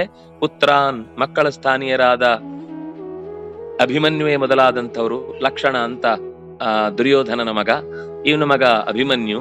ಇನ್ನು ಪೌತ್ರಾನ್, ಈ ನಿಷ್ಟ್ಯ ಮೊದಲಾದಂಥವ್ರು. ಸಖೀನ್, ಕರ್ಣ, ಅಶ್ವತ್ಥಾಮ, ಇವರೆಲ್ಲ ಗೆಳೆಯರು ಒಂದು ಕಾಲದಲ್ಲಿ. ಇನ್ನು ಶ್ವಶುರಾನ್, ಹೆಣ್ಣು ಕೊಟ್ಟ ಮಾವ, ಕಾಶಿ ದೇಶದ ರಾಜ. ಆಮೇಲೆ ಇನ್ನೊಂದು ಕಡೆಯಿಂದ 2 ಕಡೆಗೆ ಕಾಶಿ ದೇಶದ ರಾಜರೇ ಹೆಣ್ಣು ಕೊಟ್ಟದ್ದು. ಒಬ್ಬ ರಾಜ ಭೀಮನಿಗೆ ಹೆಣ್ಣು ಕೊಟ್ಟಿದ್ದ, ಕಾಶಿ ದೇಶದ ರಾಜ. ಇನ್ನೊಬ್ಬ ಕಾಶಿ ದೇಶದ ರಾಜ ದುರ್ಯೋಧನನಿಗೂ ಹೆಣ್ಣು ಕೊಟ್ಟಿದ್ದ. ಹಾಗಾಗಿ ಮಾವಂದ್ರು 2 ಕಡೆ ಇದ್ದಾರೆ. ಕೇಕಯದವರೊಂದಿಷ್ಟು ಜನ ಇದ್ದಾರೆ. ಇನ್ನು ಶ್ವಶುರಾನ್ ಸುಹೃದ, ಆತ್ಮೀಯ ಹಿತೈಷಿಗಳು. ದೃಪದ, ಇವರೆಲ್ಲ ಹಿತೈಷಿಗಳು. ಸುಹೃದಶ್ಚೈವ ಸೇನೆಯವರು ಉಭಯೋರಪಿ, 2 ಸೇನೆಯಲ್ಲಿ 2 ತರದ ಸಂಬಂಧಿಕರಿದ್ದಾರೆ. 2 ಸಂಬಂಧಗಳಲ್ಲಿ ಯುದ್ಧ ಆದ್ಮೇಲೆ ಯಾರು ಉಳಿತಾರೆ, ಯಾರು ಹೋಗ್ತಾರೆ ಗೊತ್ತಿಲ್ಲ. ಯುದ್ಧದಲ್ಲಿ ಯಾವುದನ್ನು ನಿಶ್ಚಯ ಮಾಡ್ಲಿಕ್ಕಾಗುದಿಲ್ಲ. ಹಾಗಾಗಿ ತಾನ್ ಸಮೀಕ್ಷಸ ಕೌಂತೆಯ ಸರ್ವಾನ್ ಬಂಧೂನ್ ಅವಸ್ಥಿತಾನ್, ತನ್ನೆಲ್ಲ ರಕ್ತ ಸಂಬಂಧಿಗಳು, ಆತ್ಮೀಯರು, ಬಂಧುಗಳು ಇತ್ಯಾದಿಗಳನ್ನ ಸಮೀಕ್ಷ್ಯ, ಚೆನ್ನಾಗಿ ಗಮನಿಸಿ ಈಗ ಯೋಚನೆ ಮಾಡ್ತಾ ಇದ್ದೇನೆ, ಮುಂದೇನು? ಇವರು ಸತ್ರೆ ಆ ಸ್ಥಾನಕ್ಕೆ ಯಾರಿಲ್ಲ. ಕೃಪಯ ಪರಯಾವಿಷ್ಟ, ಅತಿಯಾದ ಕೃಪೆಯಿಂದ. ಪರಯಾ ಕೃಪಯ, ಪ್ರೀತಿ ಹೆಚ್ಚಾದ್ರೂ ಅಪಾಯವೇ. ಮಕ್ಕಳ ಮೇಲೆ ತಂದೆ ತಾಯಿಗೆ ಪ್ರೀತಿ ಇರ್ಬೇಕು, ಆದ್ರೆ ಮಗು ಏನ್ ಮಾಡಿದ್ರು ಸರಿ ಅಂತ ಅದನ್ನ ಪ್ರೀತಿ ಮಾಡುದುಂಟ, ಅದು ಪರಾಕೃಪ, ಪರಯಾ ಪ್ರೀತ್ಯ, ಅತಿಯಾದ ಪ್ರೀತಿ. ಅಂದ್ರೆ ನಾವು ನೋಡದೇ ಇದ್ರೆ ಆ ವಸ್ತುವೇ ಬದುಕಲ್ಲ. ಈಗ ಭರತ ಆ ಜಿಂಕೆಯನ್ನು ನೋಡ್ಲಿಕ್ಕೆ ಹೋದ ಹಾಗೆ, ಈ ಭರತ ಕಾಡಿಗೆ ಬರುವ ಮುಂಚೆ ಕಾಡಲ್ಲಿ ಒಂದೇ ಒಂದು ಜಿಂಕೆನೆ ಹುಟ್ಟಿಲ್ವಾ? ಯಾವ ಮರಿಯೂ ಕೂಡ ತನ್ನ ತಾಯಿಯನ್ನ ಕಳ್ಕೊಂಡು ತಾನಾಗಿ ಹುಟ್ಟಿ ಬೆಳೆದು ದೊಡ್ಡದಾಗೇ ಇಲ್ವಾ? ಎಷ್ಟು ಬೇಕಾದ್ರೂ ಆಗತ್ತೆ. ಮನುಷ್ಯರೇ ಎಲ್ಲೋ ತೊಟ್ಟಿಯಲ್ಲಿ ಬಿದ್ದಿದ್ದವರನ್ನು ಇನ್ಯಾರೋ ತಗೊಂಡೋಗಿ ಸಾಕಿ ಬೆಳೆಸ್ತಾರೆ. ಬದುಕುವುದು ಅಂತ ಒಂದಿದ್ರೆ ಎಷ್ಟು ಸರ್ತಿ ಬರುತ್ತೆ ಪೇಪರ್ಗಳಲ್ಲಿ, ಈ ನವಜಾತ ಶಿಶುವಿನ ಲಭ್ಯವಾದದಿಂದ ಕೊನೆಗೆ ಯಾವ್ದು ರಿಮ್ಯಾಂಡ್ ಹೋಮಗೋ ಅಥವಾ ಯಾವ್ದು ಈ ನೋಡ್ಕೊಳ್ಳುವ ಕೇರಿಗೋ, ಮಕ್ಕಳ ಕೇರಿಗೋ ತಗೊಂಡೋಗಿ ಬಿಟ್ರು ಅಂತ. ಬದುಕುವುದು ಅಂತ ಇದ್ದಾಗ ಎಲ್ಲಿದ್ರು ಬದುಕತ್ತೆ. ಬದುಕ್ಲಿಕ್ಕಿಲ್ಲ ಅಂತ ಆದಾಗ ಎಂತ ಸುರಕ್ಷಿತವಾದ ಆಸ್ಪತ್ರೆಯಲ್ಲಿ ಕೋಟಿ ಕೋಟಿ ರೂಪಾಯಿ ಖರ್ಚು ಮಾಡೋ ಸ್ಥಿತಿಯಲ್ಲಿದ್ರು ಕೂಡ, ICU ನಲ್ಲಿದ್ರು ಅವನು ಹೇಳ್ತಾನೆ ICU ಅಂತ. ನಾನು ನಿನ್ನನ್ನೇ ನೋಡ್ತಾ ಇದ್ದೇನೆ, ಅವ್ರು ಎಷ್ಟ್ ಜನ ನೋಡಿದ್ರು ನಿನ್ನ ಉಳಿಸ್ಕೊಳ್ಲಿಕ್ಕೆ ಆಗಲ್ಲ, ಯಾಕಂದ್ರೆ ನನ್ನ ದೃಷ್ಟಿ ಬಿದ್ದಿದೆ ಅಂತ ಯಮ ಅವನ್ ಪಾಠ ಹಿಡ್ಕೊಂಡು ICU ಅಂತ ಇರ್ತಾನೋ. ಆದ್ರಿಂದ ನಮ್ಮ ಬದುಕಿನ ಬಗ್ಗೆ ನಮಗೆ ಏನು ನಿಶ್ಚಯ ಇಲ್ಲದೆ ಬೇರೆಯವರದ್ದನ್ನ ನಾನು ಹೇಗೆ ನಿರ್ಧಾರ ಮಾಡ್ಬೇಕು ಅಂತ ಅವನೊಂದು ಗೊತ್ತಾಗ್ಬೇಕಿತ್ತು. ಆದ್ರೆ ಅವರ ಜೀವನದ ಬಗ್ಗೆ, ಅಯ್ಯೋ ಪಾಪ ನನ್ನ ಕೈಯಿಂದ ಸತ್ತೋಗ್ತಾರಲ್ವಾ, ಅಯ್ಯೋ ಎದುರಾಳಿಗಳ ಸಹಿಯಲ್ಲಿ ನಮ್ಮವರು ಸತ್ತೋಗ್ತಾರಲ್ವಾ ಅಂತ ಕೃಪಯ ಪರಯ ಆವಿಷ್ಟ ವಿಷೀದನ್, ತುಂಬಾ ದುಃಖಕ್ಕೊಳಗಾದ ಇದಂ ಅಬ್ರವಿ, ಅಳುತ್ತಾ ಅಳುತ್ತಾ ಈ ಮಾತನ್ನು ಹೇಳಿದ. ಅರ್ಜುನ ಉವಾಚ ದೃಷ್ಟ್ವೇಮಂ ಸ್ವಜನಂ ಕೃಷ್ಣಂ ಯುಯುತ್ಸುಂ ಸಮುಪಸ್ಥಿತಂ ಸೀದಂತಿ ಮಮ ಗಾತ್ರಾಣಿ ಮುಖಂಚ ಪರಿಶಿಷ್ಯತಿ. ಸ್ವಜನಂ ಯುಯುತ್ಸುಂ, ನನ್ನವರನ್ನ ಯುದ್ಧಕ್ಕಾಗಿ ಬಂದವರನ್ನ ಕಂಡು, ಸಮುಪಸ್ಥಿತಂ ಯುಯುತ್ಸುಂ ದೃಷ್ಟ್ವಾ ಇಮಂ ಮಮ ಗಾತ್ರಾಣಿ ಸೀದಂತಿ, ಮೈ ಯಾಕೋ ಸುಡ್ತಾ ಇದೆ, ಆಗ್ತಾ ಇಲ್ಲ ಇವ್ರನ್ನ ಎದುರುಗಡೆ ನಿಲ್ಲಿಸಿ ಯುದ್ಧ ಮಾಡ್ಲಿಕ್ಕೆ. ಮುಖಂಚ ಪರಿಶುಷ್ಯತಿ, ಬಾಯಿ ಒಣಗ್ತಾ ಇದೆ. ವೇಪತುಶ್ಚ ಶರೀರಮಿ, ಶರೀರ ನಡುಗ್ತಾ ಇದೆ.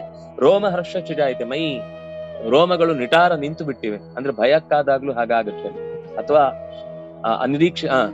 ಅನಿರೀಕ್ಷಿತವಾದ ಒಂದು ಘಟನೆ ನಡೆಯುವಾಗ್ಲೂ ಮೈ ಒಂಥರ ಏನಾಗ್ಬಿಡುತ್ತಪ್ಪ ಅಂತ ಭಯ ಆಗುತ್ತೆ. ತುಂಬಾ ಎತ್ತರದ ಸ್ಥಾನಕ್ಕೆ ಹೋದಾಗ ಕೆಳಗೆ ನೋಡ್ತೇವೆ ಅಂತಂದ್ರೆ ಕಾಲ ಅಡಿಯಿಂದ ಛಳಕ್ ಬಂದ ಹಾಗೆ ಮೈ ರೋಮ ಎಲ್ಲ ನಿಟಾರ ಅಂತ ನಿಂತು ಬಿಡುತ್ತೆ. ರೋಮ ಹರ್ಷ ಜಾಯತೆ. ಗಾಂಡೀವಂ ಸ್ರಂಸತೆ ಹಸ್ತಾತ್, ಕೈಯಲ್ಲಿ ಹಿಡ್ಕೊಂಡಿದ್ದ ಗಾಂಡೀವ ಯಾಕೋ ಕೈ ಜಾರಿ ಬೆವತು ಕೆಳಕ್ಕೆ ಇಳಿತಾ ಇದೆ. ಗಾಂಡೀವಂ ಸ್ರಂಸತೆ ಹಸ್ತಾತ್ ತ್ವಕ್ಚೈವ ಪರಿದಕ್ಯತೆ, ಚರ್ಮದ ಒಂದೊಂದು ಸಣ್ಣ ಸಣ್ಣ ಗುಂಡಿಯು ಕೂಡ ಯಾಕೋ ಒಳಗಿನಿಂದ ಯಾರೋ ಬೆಂಕಿ ಹಾಕಿ ಕಾಯಿಸ್ತಾ ಇದ್ದಾರೆ ಅನ್ನುವ ಹಾಗೆ ಸುಡ್ತಾ ಇದೆ. ನಶಕ್ನೋಮಿ ಹಸ್ತಾತ್ ತ್ವಕ್ಚೈವ ಪರಿದಕ್ಯತೆ, ಪರಿದಕ್ಯತೆ ಅಂದ್ರೆ ಪರಿತಃ ದಕ್ಯತೆ, ಇಡೀ ಮೈ ಇಡೀ ಸುಡ್ತಾ ಇದೆ. ನಚ ಶಕ್ನೋಮಿ ಅವಸ್ಥಾತು, ನನಗೆ ಒಂದು ಕಡೆ ಸರಿಯಾಗಿ ನಿಲ್ಲಿಕ್ಕಾಗ್ತಾ ಇಲ್ಲ. ಭ್ರಮತೀವಚ ಮೇಮನ, ತಲೆ ಸುತ್ತು ಬರ್ತಾ ಇದೆ. ಒಳಗಿನ ಮನಸ್ಸು ತುಂಬಾ ಗೊಂದಲಕ್ಕೀಡಾಗ್ತಾ ಇದೆ. ಎರಡೂ ಇದೆ, ಹೊರಗಿನ ಶರೀರಕ್ಕೂ ಆಪತ್ತಾಗಿದೆ, ಒಳಗಿನ ಮನಸ್ಸು ಕೂಡ ಏನ್ ಮಾಡ್ಬೇಕು ಅನ್ನೋ ನಿರ್ಧಾರಕ್ಕೆ ಬರ್ಲಿಕ್ಕಾಗ್ತಾ ಇಲ್ಲ. ನಿಮಿತ್ತಾನಿ ಚ ಪಶ್ಯಾಮಿ ವಿಪರೀತಾನಿ ಕೇಶವ, ಕೇಶವ ವಿಪರೀತವಾದ ನಿಮಿತ್ತಗಳನ್ನ, ಏನೋ ಅನರ್ಥ ಆಗ್ಲಿಕ್ಕಿದೆ, ತುಂಬಾ ದೊಡ್ಡ ಅನ್ಯಾಯ ಆಗ್ಲಿಕ್ಕಿದೆ ಅನ್ನುವ ಸಂಕೇತಗಳನ್ನ, ಶಕುನಗಳನ್ನ ನಾನು ನೋಡ್ತಾ ಇದ್ದೇನೆ. ನ ಚ ಶಕ್ನೋಮ್ಯವಸ್ಥಾತುಂ ಭ್ರಮತೀವ ಚ ಮೇ ಮನಃ ನಿಮಿತ್ತಾನಿ ಚ ಪಶ್ಯಾಮಿ ವಿಪರೀತಾನಿ ಕೇಶವ ನ ಚ ಶ್ರೇಯೋನು ಪಶ್ಯಾಮಿ ಹತ್ವಾ ಸ್ವಜನಮಾಹವೇ. ಆಹವ ಅಂದ್ರೆ ಯುದ್ಧ. ಆಹವದಲ್ಲಿ, ಯುದ್ಧದಲ್ಲಿ ನನ್ನವರನ್ನೇ ಕೊಂದು ನನಗೆ ಸಿಕ್ಕಿದ ಗೆಲುವಿನಲ್ಲಿ ಯಾವ ಲಾಭವನ್ನು ನಾನು ನೋಡುತ್ತಿಲ್ಲ. ಏನ್ ಗೆಲುವು ಸಿಗುತ್ತೆ? ನಚ ಶ್ರೇಯೋ ಅನುಪಶ್ಯಾಮಿ. ಇದು ಹೊರಗಿನಿಂದ ಪಾಂಡವರಿಗೆ ಗೆಲುವಾಯಿತು ಅಂತ ಅನಿಸ್ಕೊಳ್ಳುವುದಾದ್ರೆ ಅಂತರಂಗದಿಂದ ಎಷ್ಟು ಜನರನ್ನ ಕಳ್ಕೊಳ್ತೀವಿ ನಾವು. ಸೋಲದು, ಸಾವು ಅನ್ನೋದು ಹಂತ ಹಂತದಲ್ಲಿ ಮತ್ತೆ ಬರ್ತಾ ಹೋಗುತ್ತೆ. ಯಾಕಂದ್ರೆ ನಮ್ಮವರನ್ನ ಕಳ್ಕೊಂಡು ಏಕಾಂಗಿಯಾಗಿ ಒಂಟಿ ಬದುಕು ನಡೆಸುವುದುಂಟಲ್ವಾ, ಅದು ತುಂಬಾ ಕಷ್ಟದ ಕೆಲಸ. ನಮ್ಮ ಜೀವನದಲ್ಲಿ ಪ್ರಭಾವ ಬೀರಿದ ಯಾವ ಮಂದಿಯನ್ನೂ ಕೂಡ ನಾವು ಹತ್ತಿರದಲ್ಲಿ ಇರಿಸಿಕೊಳ್ಳದೆ ಕೇವಲ ಸಂಪತ್ತನ್ನ ಮಾತ್ರ ಮೈ ಮೇಲೆ ಹೊತ್ತುಕೊಂಡು ಮಲ್ಕೊಂಡ್ರೆ ನಿದ್ದೆ ಬರುತ್ತಾ? ಇಲ್ಲ. ಆದ್ರಿಂದಾಗಿ ನಕಾಂಕ್ಷೆ ವಿಜಯಂ ಕೃಷ್ಣ ನಚ ರಾಜ್ಯಂ ಸುಖಾನಿಚ ಕಿನ್ನೋ ರಾಜ್ಯೇನ ಗೋವಿಂದ ಕಿಂ ಭೋಗೈರ್ ಜೀವಿತೇನವಾ. ಕೃಷ್ಣ, ನಾನು ನಿಮಿತ್ತಗಳನ್ನ ಕಾಣುವಾಗ ಇದು ಯಾಕೋ ವಿಪರೀತವಾಗಿ ಅನ್ಯಾಯ ಆಗುತ್ತೆ ಪ್ರಜೆಗಳಿಗೆ ಅಂತ ನನಗೆ ಅನ್ನಿಸ್ತಾ ಇದೆ. ಆದ್ರಿಂದಾಗಿ ನನ್ನ ಆಲೋಚನೆ ಏನು ಅಂತಂದ್ರೆ, ನಾನು ಗೆಲುವನ್ನ ಬಯಸ್ತಾ ಇಲ್ಲ. ನ ವಿಜಯಂ ಕಾಂಕ್ಷಿ ನಚ ರಾಜ್ಯಂ, ನನಗೆ ರಾಜ್ಯವೂ ಬೇಡ. ನ ಸುಖಾನಿ, ನನಗೆ ಯಾವುದೇ ಫೆಸಿಲಿಟೀಸು ಬೇಡ. ಕಿನ್ನೋ ರಾಜ್ಯನ, ಏನಪ್ಪ ಈ ರಾಜ್ಯ ತಗೊಂಡು ಏನ್ ಮಾಡ್ಬೇಕು? ಕಿನ್ನೋ ರಾಜ್ಯನ ಗೋವಿಂದ ಕಿಂ ಭೋಗೈಹಿ ಜೀವಿತೇನವ. ಬದುಕಿದೆವು, ಆದ್ರೆ ಭೋಗದಲ್ಲೇ ಬದುಕಿದೆವು, ಏನ್ ಲಾಭ? ಶರೀರ ಇರುವುದು ಭೋಗಕ್ಕಾಗಿ ಅಲ್ಲ, ಶರೀರ ಸಾಧನಕ್ಕಾಗಿ ಇರುವುದು. ಸಾಧನಕ್ಕಾಗಿ ಉಪಯೋಗವಾಗದ ಈ ಶರೀರ ಜಯಿಸಿಯೂ ಕೂಡ ನನ್ನ ಶರೀರಕ್ಕೆ ಏನು ಲಾಭ ಇಲ್ಲ ಅಂದ್ರೆ, ಅಂತಹ ಗೆಲುವಿಗಿಂತ ನಾನು ಆತ್ಮ ಸಾಧನೆಗೆ ಕಾರಣವಾದ ಶರೀರದ ಸೋಲೆ ನನಗೆ ಲಭ್ಯ ಆಗ್ಲಿ ಅನ್ನುವ ರೀತಿಯಲ್ಲಿ ಅವನು ಪ್ರಾರ್ಥಿಸ್ತಾನೆ. ಯೇಷಾಮರ್ಥೆ ಕಾಂಕ್ಷಿತನ್ನೋ ರಾಜ್ಯಂ ಭೋಗಾ ಸುಖಾನಿ ಚ ತ ಇಮೇವ ಸ್ಥಿತಾ ಯುದ್ಧೇ ಪ್ರಾಣಾನ್ ತ್ಯಕ್ತ್ವಾ ಧನಾನಿ ಚ. ಯಾರ ಕಾರಣದಿಂದ ನಾವು ಈ ಯುದ್ಧಕ್ಕೋಸ್ಕರ ಹೊರಟು ನಿಂತಿದ್ದೇವೋ ಅವರೇ ನಮಗೆ ಎದುರಾಳಿಗಳಾಗಿ ಬಂದು ನಮ್ಮ ಭೋಗವನ್ನ ಸ್ವೀಕರಿಸಲಿಕ್ಕೆ, ನಮ್ಮಿಂದ ಸುಖವನ್ನ ಕಿತ್ತುಕೊಳ್ಳಿಕ್ಕೆ ಬರ್ತಾ ಇದ್ದಾರೆ. ಅಂಥವರನ್ನ ಕೊಂದು ನಾವು ಯಾವ ಸುಖವನ್ನ ಪಡ್ತೇವೆ? ಯಾವ ಜೊತೆಗಿದ್ದಾಗಲೇ ಕೂಡಿದರೆ ಬಾಳು ಸ್ವರ್ಗ. ಎಲ್ಲ ಪೀಸ್ ಆದ್ರೆ ಅವ್ರವರಿಗೆ ಸುಲಭ, ಶತ್ರುಗಳಿಗೆ ಇದು ಫಸ್ಟ್ ಹೀಗ್ ತಗೊಂಡು, ಆ ಕಡೆದ ಎರಡನೇ ತಗೊಂಡು, ಮತ್ತೆ ಮೂರನೇ ತಗೊಂಡು. ಒಟ್ಟಿಗಿದ್ರೆ ಅವ್ರಿಗೆ ಯಾವ ಕಡೆಯಿಂದ ದಾಳಿ ಮಾಡಿದ್ರು ಪರಸ್ಪರ ಸಂವೇದನಾಶೀಲ ಒಂದು ಸಹಾಯ ಮಾಡುವ ಬುದ್ಧಿ ಇರುವುದರಿಂದ ಎದುರಾಳಿಯನ್ನಷ್ಟು ಸುಲಭದಲ್ಲಿ ಬಗ್ಗಿಸ್ಲಿಕ್ಕಾಗುದಿಲ್ಲ.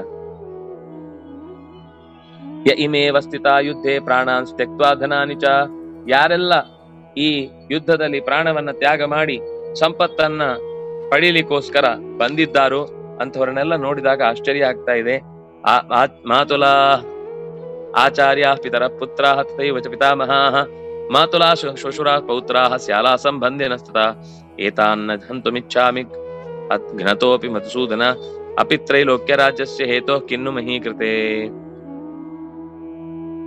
ಆಚಾರ್ಯರು, ಪಿತೃಗಳು, ಪುತ್ರರು, ಪಿತಾಮಹರು, ತಾಯಿಯ ಕಡೆ ಅಣ್ಣಂದ್ರು, ಹೆಂಡತಿಯ ಕಡೆ ತಂದೆಯಂದ್ರು, ಮೊಮ್ಮಕ್ಕಳು, ಅಳಿಯಂದ್ರು, ಸಂಬಂಧಿಗಳು, ಇವ್ರು ಎಲ್ಲರೂ ಕೂಡ ಸೇರಿ ಜೀವನದಲ್ಲಿ ನಮಗೊಂದು ಪಾಠ.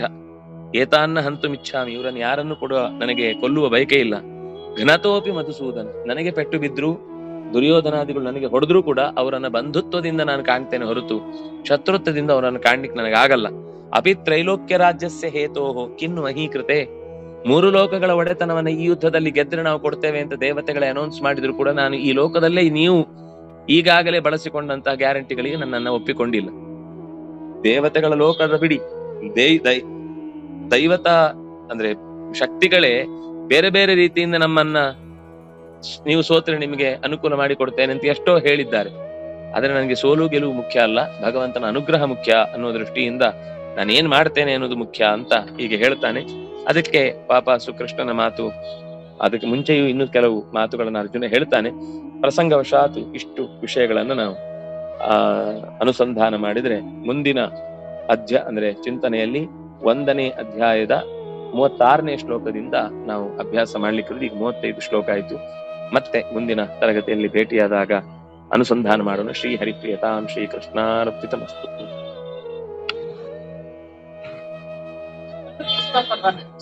ಹೌದು, ಇದರಲ್ಲಿ ಭೀಷ್ಮ ಪರ್ವ, ದ್ರೋಣ ಪರ್ವ ಎರಡೂ ಇದೆ.